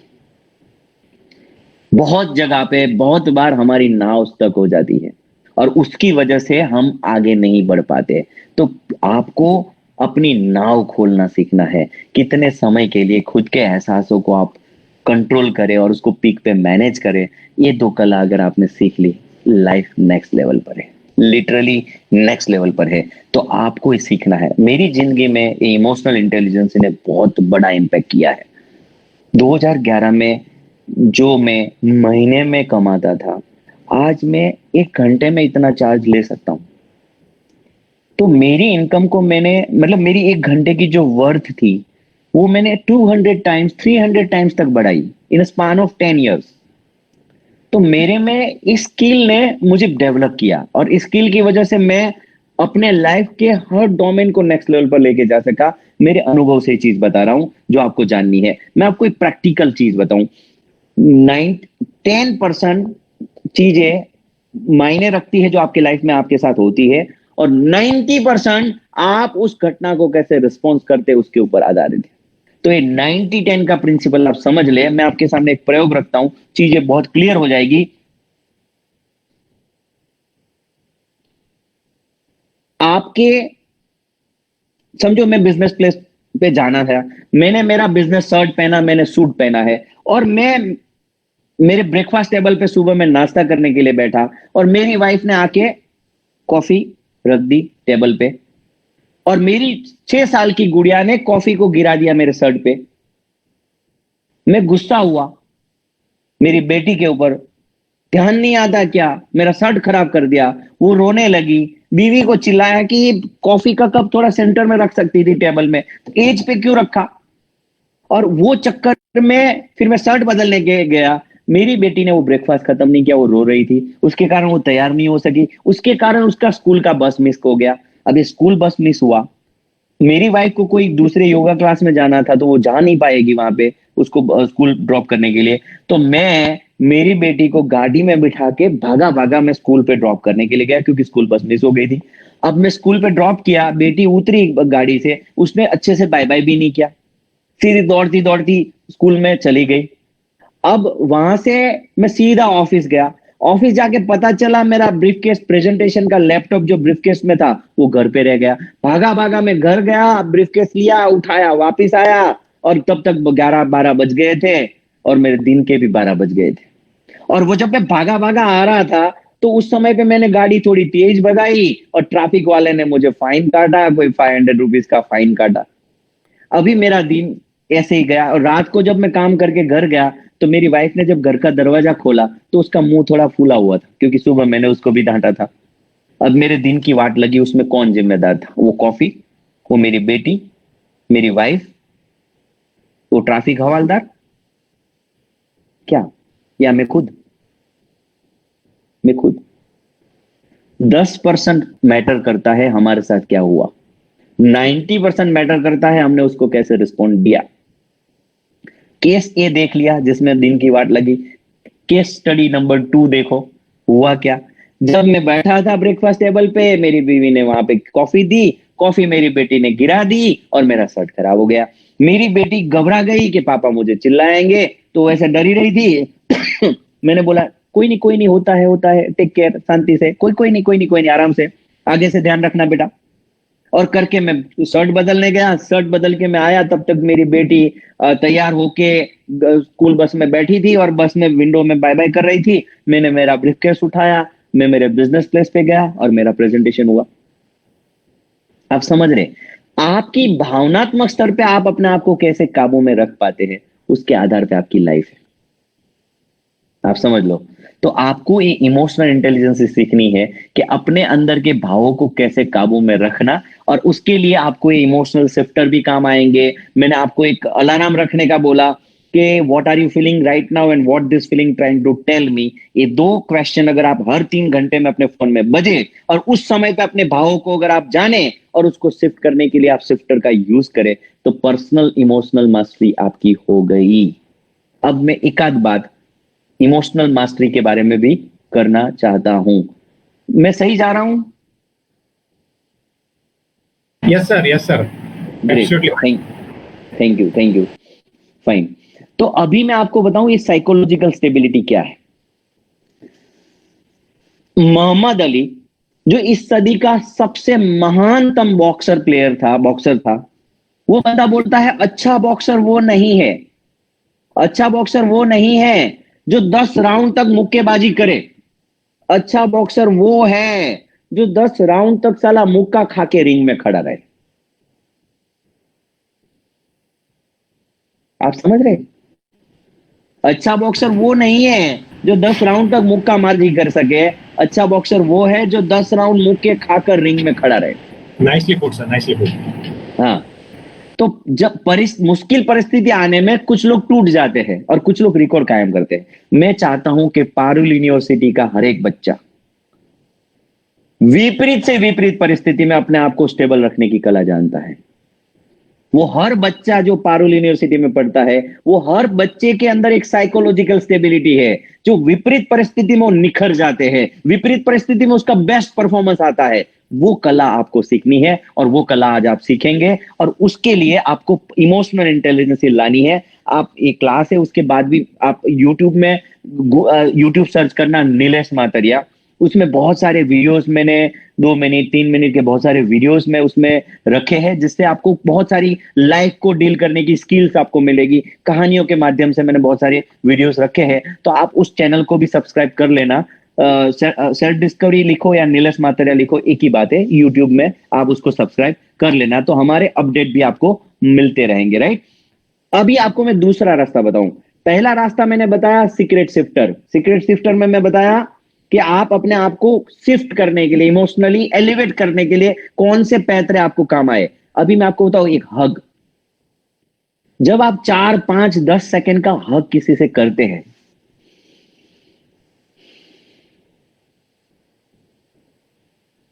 तो आप इमोशनली रिफाइन हो जाते हैं, आपके भीतर का डिस्ट्रैक्शन डाइल्यूट हो जाते हैं, आपकी एंजाइटी खत्म हो जाती है। तो आपको दिन में 4 या 5 हग लेने हैं। इनफैक्ट अभी सोशल डिस्टेंस में हम जी रहे हैं, लेकिन अपने आसपास कुछ दोस्त, अपने फैमिली मेंबर्स, कुछ भी हो, कोई भी हो, जहां आप सेफ हो, आपको हग लेना है। जब आप 5 या 6 हग दिन के लेते हैं, तो आपके भीतर आपका दिमाग कुछ ऐसे न्यूरो हॉर्मोन्स को फ्लो करता है कि आपके शरीर की पूरी बीमारी गायब हो जाती है। आपके दिमाग में कुछ ऐसे ऑक्सीटोसिन, ऐसे ब्रेन ओपिएट्स जैसे कोई न्यूरोट्रांसमीटर फ्लो होते हैं, जो आपके शरीर को पूरा हील कर देते हैं। तो आपकी इमोशनल इंटेलिजेंसी में, आपको इमोशनल हीलिंग के लिए हग बहुत बड़ी चीज है। तो हग लीजिए। मैंने बताया आपको सीक्रेट शिफ्टर सेट करिए, जो आप कर सकते हैं। और तीसरी चीज है लाफ्टर थेरापी। आपको लाफ करना है, लाउडेस्ट लाफ। जब आप हंसते हैं जोरों से, तो आपके अंदर एंजाइटी अपने आप खत्म हो जाती है। तो laughter is the biggest therapy. हम लोग कभी भी हमारे क्लास चलाते हैं फिजिकल, तो हम लोग हग करके हम मिलते हैं एक दूसरे को, हग करने के बाद लाफ्टर थेरापी चलती है। तो ये सब चीजें टूल की तरह है जो हमें इमोशनली हील करता है, राइट। तो ये चीज थी। अभी मैं कुछ बातें आपको ये बताऊंगा जो आपको know others emotions and manage other emotions में हेल्प मिले। वो क्या है? इमोशनल इंटेलिजेंसी के 4 पिलर मैंने बताए। Know your emotions, manage your emotions. Know your emotions के लिए मैंने आपको क्या बताया? आपको अलार्म रखना है, what I am feeling right now, जिससे आपकी इमोशनल अवेयरनेस बढ़ेगी, हाँ या ना। फिर मैंने आपको बताया मैनेज योर इमोशंस, जिसके लिए मैंने आपको 2 पैतरे बताए। आप सीक्रेट शिफ्टर सेट करें, आप इमोशनल शिफ्टर सेट करें, जिसके जरिए आप अपनी इमोशनल इंटेलिजेंस डेवलप कर सके। तीसरी और चौथी चीज क्या है? Know others emotions and manage others emotions. वो क्या चीज है मैं आपको बताऊं। Know manage others emotions. Manage others emotions के लिए मैं आपको एक रियल प्रैक्टिकल केस स्टडी बताऊं कि हम कुछ भी करते हैं इमोशनली ड्राइव होके करते हैं, और लोगों के साथ जब व्यवहार करते हैं तो बहुत लॉजिकल तरीके से करते हैं। लोगों को तर्क और लॉजिक को आड़े रख के लोगों के साथ काम लेते हैं और काम करवाते हैं। और हम जब भी कुछ करते हैं तो भावनाओं के साथ चलते हुए करते हैं। तो ये हम लोगों के साथ काम करने के समय पे भूल ही जाते हैं कि सामने वाला आदमी भी ह्यूमन बीइंग है, वो भी इमोशन से ड्राइव होता होगा लोग। तो उसके लिए मैं आपको एक चीज बताऊं, एक प्रैक्टिकल चीज बताऊं कि क्या बताना चाह रहा हूं मैं। समझो आपकी एक कंपनी है और आपकी कंपनी में एक रूल है कि 10 बजे ऑफिस पे आ जाने का। हेलो।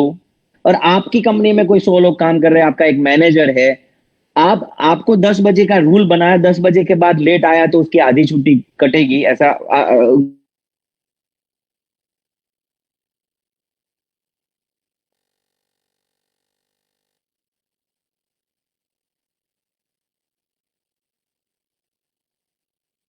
और आपने उसको देखा अभी ये टाइम है कोई आने का, आप उसकी कैबिन में जाके बोले कि आप मैनेजर हो और आप खुद इतने लेट आते हैं, आप क्या सिखाएंगे अपनी टीम को, आपकी आधी छुट्टी गिरेगी, ये कोई टाइम है आने का।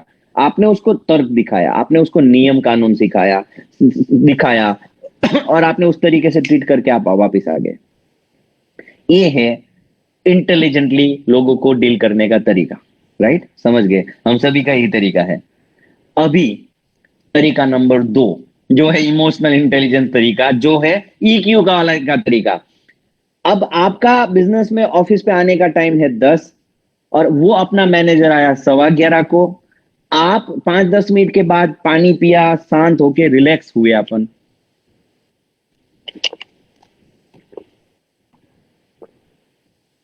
उनकी कैबिन में गए और उनको देख के बोला कि यार आपकी आंखें थोड़ी लाल दिख रही है, ठीक से नींद नहीं हुई क्या, तबीयत तो ठीक है? आपने ही बोला उसकी आंखें देख के। उसने बोला हाँ, अचानक पापा की तबीयत खराब हो गई थी रात को, तो रात को फिर हमको जाना पड़ा हॉस्पिटल और वहां पे किडनी खराब थी, डायलिसिस करना पड़ा। रात को 4 बजे कहीं घर पे आए हैं, लेकिन आज मेरे कोई कस्टमर के 2-4 कमिटमेंट थे, उस वजह से मैं लेट मैं आ गया, मैं सोया ही नहीं हूँ। मैं 4 बजे आके भी मेरा दूसरा काम था, तो मैं अभी आया हूँ, मेरी नींद नहीं हुई। आप बोले यार पापा बीमार है, आप छुट्टी ले लो, आप जाओ, डॉक्टर को कुछ काम हो तो आप मुझे बोलना, मैं फोन कर लूंगा। बोले नहीं नहीं, अब बड़े भाई आ गए हैं, अब कोई फिक्र नहीं है। ये दूसरा तरीका है। आपको क्या लगता है, आपने इस तरीके से ट्रीट किया, वो अपनी लाइफ लगा देगा आपकी कंपनी को आगे बढ़ने के लिए। ये है इमोशनल इंटेलिजेंस। तो आप जब लोगों के साथ बात करते हैं तो क्या उसकी आंखों को झांकते हैं? क्या उसके वॉइस मॉड्यूलेशन को देखते हैं? क्या उसकी बॉडी लैंग्वेज को देख के आपको पता चलता है वो आदमी ढीला फील कर रहा है? जब तक उसकी भावनाओं के उस स्तर से उसको हल्का नहीं किया ना, तब तक आपका काम नहीं होगा उससे। तो पहले आपको ये जानना है, ये है इमोशनल इंटेलिजेंस। लोगों की भाव भंगिमा, उसके बॉडी लैंग्वेज, उसका वॉइस का टोन, वो कौन से वर्ड यूज करता है, उसके आधार पे हमें पता चलता है कि आदमी क्या फील करता है। और जब आदमी डिस्टर्ब होता है ना, उससे कुछ काम नहीं निकलवा सकते, ना कोई चीज बेच सकते हैं, ना आप चाहे ऑनर भी क्यों ना हो, बॉस भी क्यों ना हो, आप उस बंदे से काम नहीं ले सकते। चलो, तो उसके लिए आपको ये जानना है, लोगों के साथ, लोगों के चेहरे को मत देखे, उसके अंदर के दिल को देखे, वो उसके भावों को जाने, और उसके भावों को जान के उसको कनेक्ट करके जब आप उसको शिफ्ट करेंगे ना, तो काम बने। मैं आपको एक कहानी सुनाऊं, नेपोलियन की कहानी है। नेपोलियन हिल एक बार एक बस में जा रहा था और बस में खूब अंधेरा था, बारिश थी, धुआंधार तूफान चल रहा था, कुछ दिखाई नहीं दे रहा था, और उस बंदे को 55 नंबर के स्टेशन पे उतरना था। तो उसने जाके ड्राइवर को बोला भाई 55 नंबर का स्टेशन आवे तो बता देना, मुझे 55 नंबर पे उतरना है। तो ड्राइवर बोला मैं भाई कोई याद नहीं रखने वाला, ऐसे बहुत सारे लोग आके अपने नंबर बता के गए, मैं कितने क्यों याद रखूं, मुझे ठीक से रास्ता नहीं दिखाई दे रहा है, मैं गाड़ी चलाऊं या तेरा नंबर याद रखूं, मैं कोई ध्यान नहीं रखने वाला, तू ही रखना। अब हम होते तो हम अपनी जगह पे आके बैठ जाते, है ना? लेकिन ये तो नेपोलियन हिल था। उसने क्या किया, उसने उस ड्राइवर को बोला कि भाई 55 नंबर स्टेशन का ध्यान रखने का एक और कारण भी है। बोले क्या? बोले 55 नंबर के स्टेशन के ठीक आगे एक बहुत बड़ा गड्ढा है, चाहे अपनी गाड़ी उसमें गिर न जावे, उसके लिए भी 55 नंबर का ध्यान रखना जरूरी है। ये करके नेपोलियन हिल आके बैठ गया।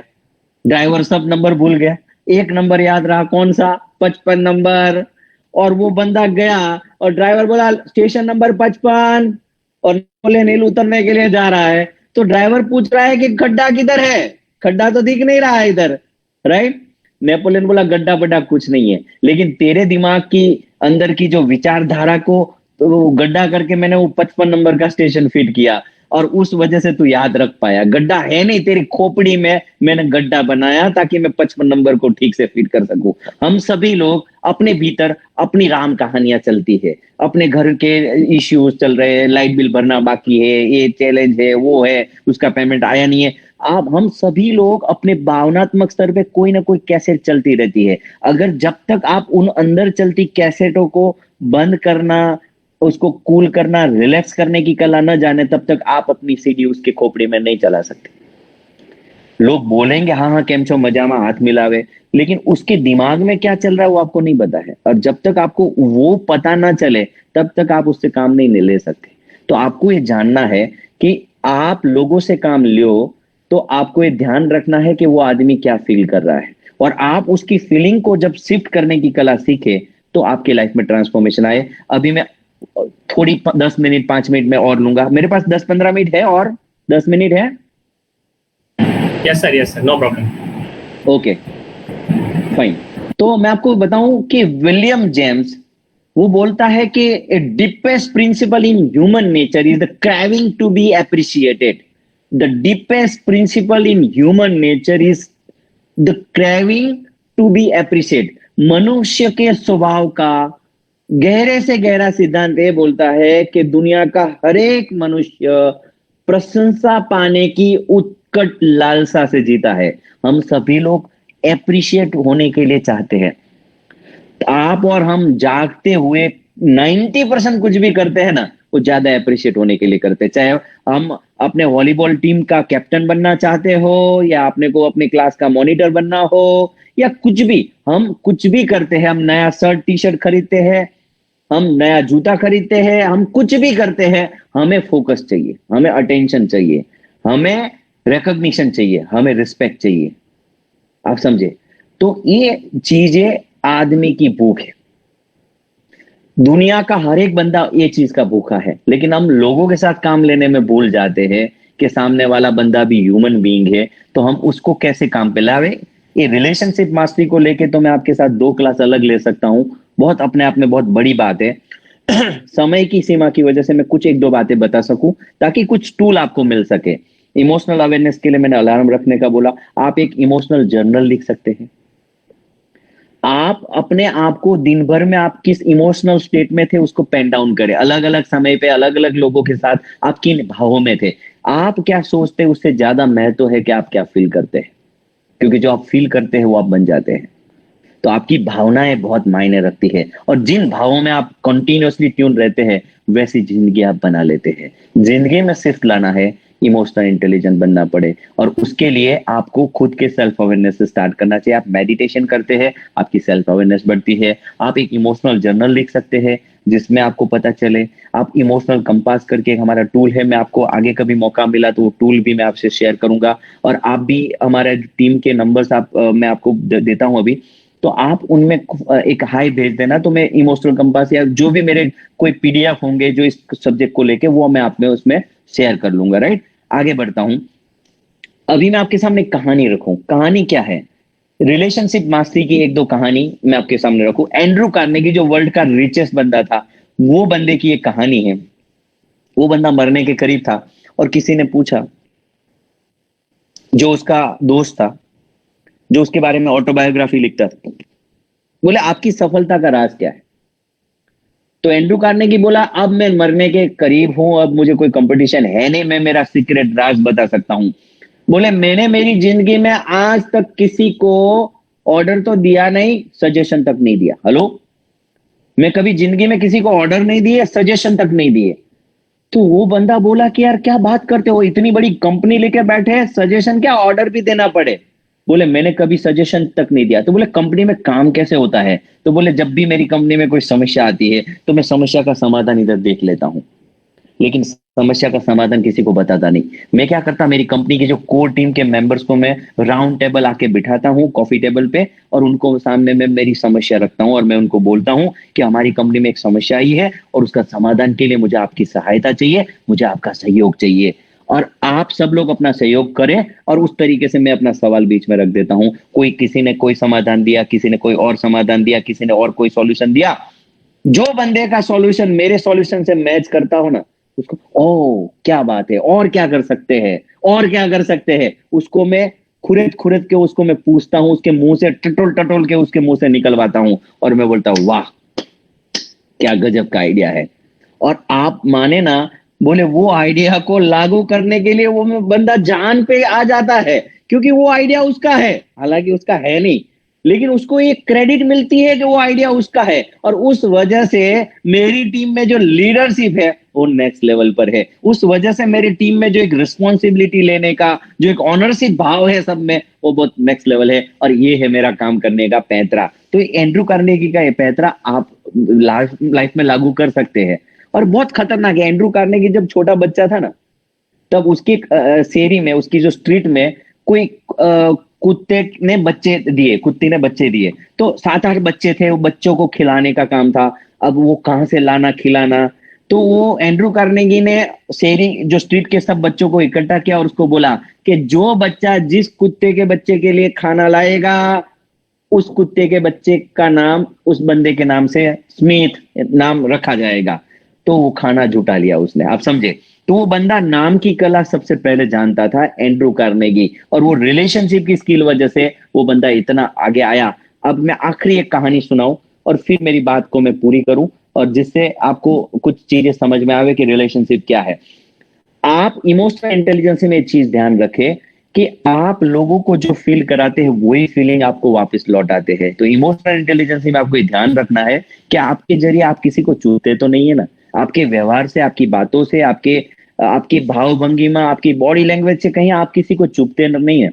आपके जरिए आप कितने लोगों को सुकून फील कराते हैं, कितने लोगों की लाइफ में आप हैप्पीनेस, ईज फील कराते हैं, इतनी हैप्पीनेस उनके जरिए भी वापस आएगी। Life is just like a echoes. आप, जीसस का विधान है, do unto others as you would like to do unto you. जो चीज आप अपने साथ व्यवहार चाहते हैं वही व्यवहार आप लोगों को करें, क्योंकि आप जो करते हैं वही वापस लौटता है। तो आपको ये ध्यान रखना है। मैं आपको एक कहानी सुनाऊं कि हमारी इमोशंस कहां ट्रैप होती है। हम अक्सर लोगों के ओपिनियन से जीते हैं। लोग हमको अच्छा बोले तो हम उससे ड्राइव होते हैं। हमें लोग मैनिपुलेट करके जाते हैं, हमारी तारीफ करके हमारे से काम निकलवा के जाते हैं। लेकिन हमें जब काम लेना है तब हमें तारीफ करने की कला याद नहीं आती, लेकिन लोग हमारे पास काम लेके जाते हैं। तो मैं आपको एक विंस्टन चर्चिल की एक कहानी सुनाऊं। विंस्टन चर्चिल सेनेट में भाषण देने के लिए जा रहे थे, स्पीच देने के लिए। अब विंस्टन चर्चिल जा रहे थे तो उस समय पे उनको, पहले का जमाना था, तब टीवी था नहीं, तो उनको कोई चेहरे से नहीं जानते थे। तो उनको एक टैक्सी, और वो जो सेनेट में जो उनकी स्पीच थी वो रेडियो पे ब्रॉडकास्ट होने वाली थी। तो उसने एक कार वाले को, टैक्सी ड्राइवर को खड़ा रखा और बोला कि मुझे जाना है, तू सेनेट छोड़ मुझे। उसने नहीं बोला मैं विंस्टन हूं। तो टैक्सी ड्राइवर बोला मैं नहीं आ सकता। बोले क्यों? बोले मुझे आज तो विंस्टन चर्चिल की स्पीच आने वाली रेडियो पे, मुझे तो स्पीच सुननी है। चर्चिल को बहुत अच्छा लगा कि अगला आदमी मेरी स्पीच सुनने के लिए अपनी सवारी को छोड़ सकता है। बहुत अच्छा लगा। बोले तेरी बात सुन के बहुत अच्छा लगा, लेकिन जाना जरूरी है, चलना तो पड़े। तो बोले क्या? तो बोले $200 ले। उसने $200 एक्स्ट्रा दिए और वो टैक्सी ड्राइवर राजी हो गया जाने के लिए। उसने टैक्सी चालू करी तो विंस्टन चर्चिल सोचा कि ये साला चालू हो गया। तो विंस्टन चर्चिल ने बोला कि फिर वो चर्चिल का भाषण। तो टैक्सी ड्राइवर बोला भाड़ में जाए चर्चिल, भाड़ में जाए चर्चिल, चर्चिल को काटो तो खून ना निकले। जो 2 मिनट पहले उस टैक्सी ड्राइवर की बात सुन के उसको इतना अच्छा लगा कि $200 देने के लिए राजी हो गया, और 2 मिनट के बाद उसको इतना ऐसा सुनना मिला। हम अच्छे की भावनाओं की, फीलिंग की, इमोशंस की चाबी टैक्सी ड्राइवर के पास। हम अपनी इमोशंस की चाबी किसी के हाथ में ना दे। आप समझ लो, मैं क्या फील करता हूं मेरे हाथ में। आप मेरे साथ कोई बुरा व्यवहार करके आप मुझे पुट डाउन नहीं कर सकते, क्योंकि आपका जो व्यवहार है वो आपका चुनाव है, और उनको मुझे कैसे लेना और क्या नहीं लेना वो मेरी चॉइस। आपको मैं बताऊं, एक चीज आपने सुनी हो तो, कि कोई आपको गधा बोलता है तब आप गधे नहीं बनते, लेकिन जब कोई आपको गधा बोलता है और आप उसको कुत्ता, कमीना और गधा बोलने जाते हैं ना, तब एक्चुअल में आप गधे बनते हैं, क्योंकि आपने उसको एडमिट किया, आपने उसको अप्रूव दिया कि तू बोला वो सही। तो कहीं ना कहीं हम लोगों के व्यवहारों से जीते हैं, लेकिन लोग अपने फीलिंग से जीते हैं। तो कोई आदमी मेरे साथ बहुत अच्छा व्यवहार करता है, स्माइल करता है, वो स्माइल मेरे लिए नहीं है, वो उसकी व्यवहार उसके भीतर की खबर देता है कि वो बहुत खुशनुमा है। कोई मुझे गाली देता है या कोई मेरे साथ गलत व्यवहार करता है, तो गाली को मुझे ओढ़ना नहीं है, उसको मुझे पहनना नहीं है। मुझे समझ में आता है कि आदमी डिस्टर्ब चल रहा है। आप समझ रहे हैं? लोगों के व्यवहार और लोगों के वर्तन वो उनके भीतर की खबरें देता है। हम उसको ओढ़ लेते हैं, हम उसको पहन लेते हैं, और हम अच्छे की चाबी टैक्सी ड्राइवर के पास है। आपके भीतर के भावों का आधार आपके पास होना चाहिए। ये है इमोशनल इंटेलिजेंसी। किसी के पुट डाउन करने वाले स्टेटमेंट से आपके परफॉर्मेंस में कोई फर्क नहीं आना चाहिए। किसी की तारीफ के कारण आप हवा में नहीं उड़ने चाहिए। आपके भीतर की इमोशंस का ड्राइविंग फोर्स सिर्फ और सिर्फ आपके हाथ में हो तो आप इमोशनल इंटेलिजेंट कहलाएंगे। तो मेरी एक कोशिश थी ये 1.5 घंटे में कि आपको इमोशनल इंटेलिजेंसी का जिस्ट आपको मिल सके, कुछ बातें मैं आपसे कर सकूं। हालांकि मैं फिजिकली बात करने वाला हूं, बंदा हूं, लेकिन अभी ये कोविड की वजह से वर्चुअल क्लास करने का मौका मिला। मेरी कोशिश रही कि मैं आपको कुछ चीजें बता सकूं। मैं आशा रखता हूं कि ये क्लास आपको अच्छा लगा हो, और ऐसे हम यूथ ट्रांसफॉर्मेशन के लिए एक नया बैच शुरू करने वाले हैं जिसमें एक एक फ्यूचर एंटरप्रेन्योर को डेवलप करने का काम हम करेंगे, जिसमें आपके अंदर 6 सेशन होंगे और वो 6 सेशन जूम पे होंगे, और उस 6 सेशन के जरिए प्रैक्टिकल केस स्टडीज रहेगी, कुछ लिटरेचर आपको मिलेगा, कुछ एक्टिविटीज वहां कराई जाएगी। ऐसे 6 सेशन का हमारा पूरा प्रोग्राम है जिसके जरिए आपके पूरे फ्यूचर के ट्रांसफॉर्मेशन के लिए, आपको एक फ्यूचर एंटरप्रेन्योर बनने के लिए आप में क्या होना चाहिए और क्या नहीं होना चाहिए, वो स्किल आपको इधर से सीखने को मिल सकती है। अगर आपको ज्यादा इंफॉर्मेशन चाहिए तो आप, हमारी वेबसाइट है www.self-discovery.co.in, आप नीलेश मातरिया सर्च करें तो भी आपको इंफॉर्मेशन मिल सकती है। आप हमारी टीम का कांटेक्ट कर सकते हैं और आप ज्यादा इंफॉर्मेशन ले सकते हैं, और हो सके कि हमारा प्रोग्राम आपको काम आ सके। आपने इतने प्यार से और इतनी शिद्दत से मुझे सुना, उसके लिए मैं आप सभी का तहे दिल से शुक्रिया करता हूँ। Thank you, thank you, thank you. अभी आपके कोई टेक्स्ट बॉक्स में कोई क्वेश्चन आते हो तो वो हम देखें, अदरवाइज हमारे प्रोग्राम को कंक्लूड करेंगे। Back to the moderator. Thank you, sir. Tejas bhai. Yes, sir. Wow, what an inspirational talk it was, sir. There is one question by our student, sir. उनका क्वेश्चन है कि sir study करते time, मतलब sir मान लो कि exam की preparation कर रहे हैं, ठीक है, तो जब पढ़ने बैठते हैं तो 1000 विचार अंदर आने लगते हैं। They can not concentrate on they are actual study. Okay, मान लो कोई टॉपिक के ऊपर कॉन्सेंट्रेशन नहीं होता उनका, तो मतलब उससे कैसे छुटकारा पाया जाए, मतलब कंसंट्रेशन कैसे डेवलप किया जाए? जैसे ही बुक खुलता है वैसे दिमाग कहीं और घूमने लगता है, तो उस चीज से कैसे बचा जाए? राइट, अभी मैं आपको बताऊं, एक कंसंट्रेशन यानी फोकस, ये फोकस है, कंसंट्रेशन है, और इधर है इंटरेस्ट। फोकस और इंटरेस्ट ये दोनों इक्वली प्रोपोर्शनल चलते हैं। जितना आप फोकस देंगे इतना आपको इंटरेस्ट आ सकता है, या जितना आप इंटरेस्ट लेंगे इतना फोकस बढ़ सकता है। आपका कंसंट्रेशन बढ़ाने के लिए आपको शायद इंटरेस्ट लेना पड़े। जब आप जितना चीजों में इंटरेस्ट लेते हैं ना, इतना आपका उस चीज में कंसंट्रेशन बढ़ता है, और जब कंसंट्रेशन बढ़ता है तो आपका इंटरेस्ट और बढ़ता है, इंटरेस्ट बढ़ता है तो आपका कंसंट्रेशन और बढ़ता है। तो फोकस और इंटरेस्ट एक दूसरे के साथ जुड़े हैं। तो आप जब ज्यादा इंटरेस्ट लेंगे तो आपका काम बने, पॉइंट नंबर 1। दूसरी चीज क्या है कि आप कोई भी चीज का रिवॉर्ड अगर नजर के सामने रखें ना, तो आपको उस काम करने की आपको पेन नहीं लगती। अगर आप उस क्लास में पास हुए, आपने अव्वल नंबर लाए और आपको एक बहुत अच्छी जॉब मिल रही है, और उस जॉब के कारण आप सोशली एक रिकॉग्नाइज मिल रहा है, जब आपके सामने एक विजन बोर्ड लगाया है कि 2024 में मैं कोई एक किसी बड़ी कंपनी में एक ऐसी पोस्ट में मुझे जॉब मिली है, या मुझे मेरी पारुल यूनिवर्सिटी से मुझे गोल्ड मेडल मिला है और मेरे कैंपस इंटरव्यू में मैं सिलेक्ट हो गया हूं, तो जब आप उस छवि को अपने नजर के सामने रखते हैं ना, तो वो छवि आपको उस काम को करने के लिए भी तैयार कर सकती है जो काम करने के लिए आप अभी राजी नहीं है। कोई भी चीज को करने के लिए उसका मोटिव होता है, और वो मोटिव फैक्टर जितना स्ट्रांग होगा ना, इतना उस चीज में मोशन आ सकता है। Motive is equal to motion, motive से ही मोशन आता है। तो आपको मैं बताऊं कि F is equal to mass time acceleration, आपने पढ़ा होगा, force is equal to mass time acceleration. आप अपने आप को, अपने मोटिव को जितना स्ट्रांग रखेंगे इतना आपका पावर बढ़ सकता है। तो एक चीज आपको ध्यान रखनी है। और दूसरी एक छोटी चीज है जो आपको मैं शेयर करूं कि आपका जो कंसंट्रेशन क्या है, आपका हम सभी का दिमाग है ना डिसइंटीग्रेटेड है। हमारा दिमाग का एक पोर्शन कोई एक चीज सोचता है, एट द सेम टाइम हमारा दिमाग का पोर्शन कोई दूसरा सोचता है। उसको नेगेटिव नकारने वाली चीजें भी हम अपने दिमाग में चलाते हैं, उसके कारण हमारी एनर्जी डिसइंटीग्रेटेड हो जाती है। अगर हम अपने मस्तिष्क को कंट्रोल में करना सीख ले, अगर हम अपने मस्तिष्क को काबू में रख के उसको इंटीग्रेटेड कर ले, तो एनर्जी की कोई कमी हमारे में है नहीं। एनर्जी की कमी नहीं है, हमारी कमी है उसके इंटीग्रेशन की। राइट, करना क्या है पता है, आप समझ लो कि जैसे आपको मैं बताऊं एक छोटा सा एग्जांपल, फिर मेरी बात पूरी करूं, कि रात को 11 बजे आपने नक्की किया सुबह 5 बजे उठ के मैं पढ़ूंगा, सुबह 5 बजे मैं उठूंगा, और इस समय पे आपको लगा कि यार इतनी ठंड में मैं कैसे उठ सकता हूं, ये विचार इधर आया, और आप अलार्म रख रहे हैं सुबह 5 बजे का, और ये साइड से आवाज आ रही है कि भाई तू कैसे उठेगा। हम उस विचार को नजरअंदाज करके सो गए। जब सुबह आप उठे ना, तो वो साइड का विचार सेंटर में आ गया और उसने अलार्म को बंद करके सुला दिया, और जो नक्की करने वाला 5 बजे उठने वाला वो साइड में चला गया। जब 7 साढ़े 7 को आप उठे तो साइड में चला गया, वो सेंटर में आता है और वो अफसोस करेगा। तो अफसोस करने वाला कौन था और अलार्म रखने वाला कौन था और अलार्म को बंद करने वाला कौन था? ये जरूर कोई दो चीज अपने अंदर है, आप समझ लो।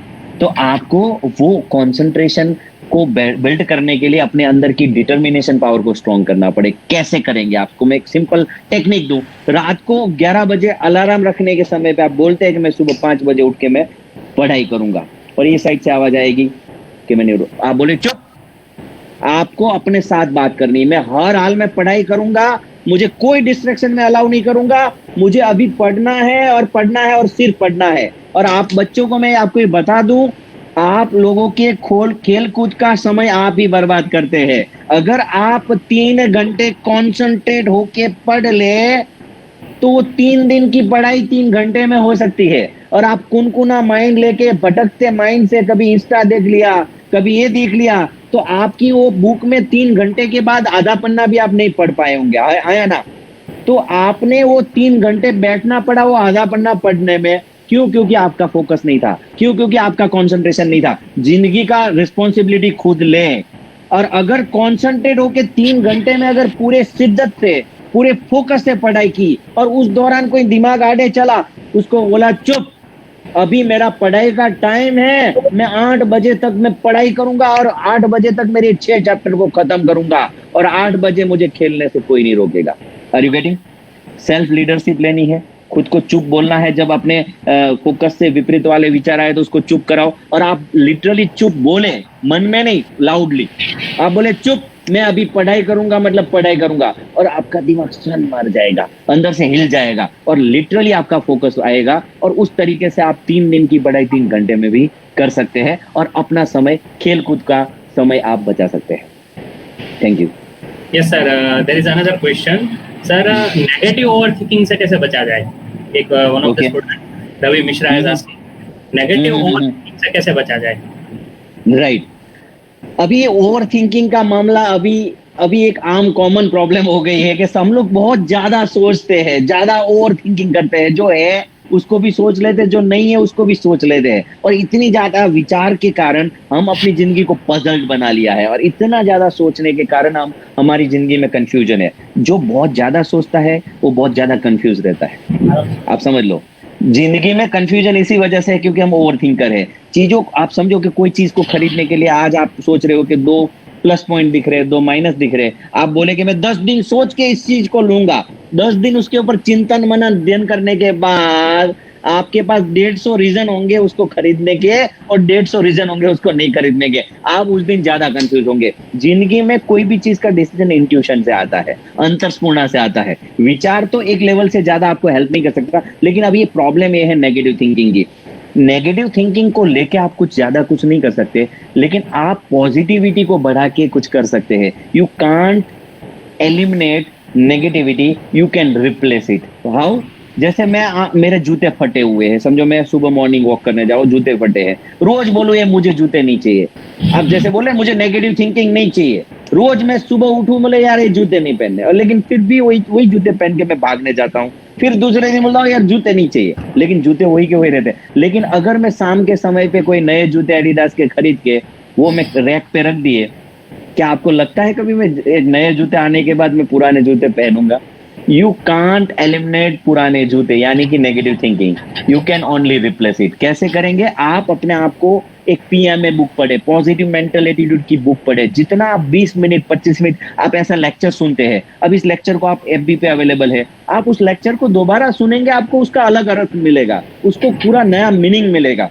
जितनी ज्यादा बार आप इस चीज को सुनेंगे इतना ज्यादा जहन में उतरेगा, क्योंकि गहरी बातें हैं जो पहली बार आप चुके होंगे, जो दूसरी बार पकड़ में आएगी। तो आप जब ऐसी पॉजिटिव मेंटल एटीट्यूड की कोई वीडियो देखते हैं तो उतने समय के लिए एक पॉजिटिव ऑथर के विचारों को आप पहनते हैं, तो इतने समय के लिए आपके अंदर एक पॉजिटिविटी बढ़ती है।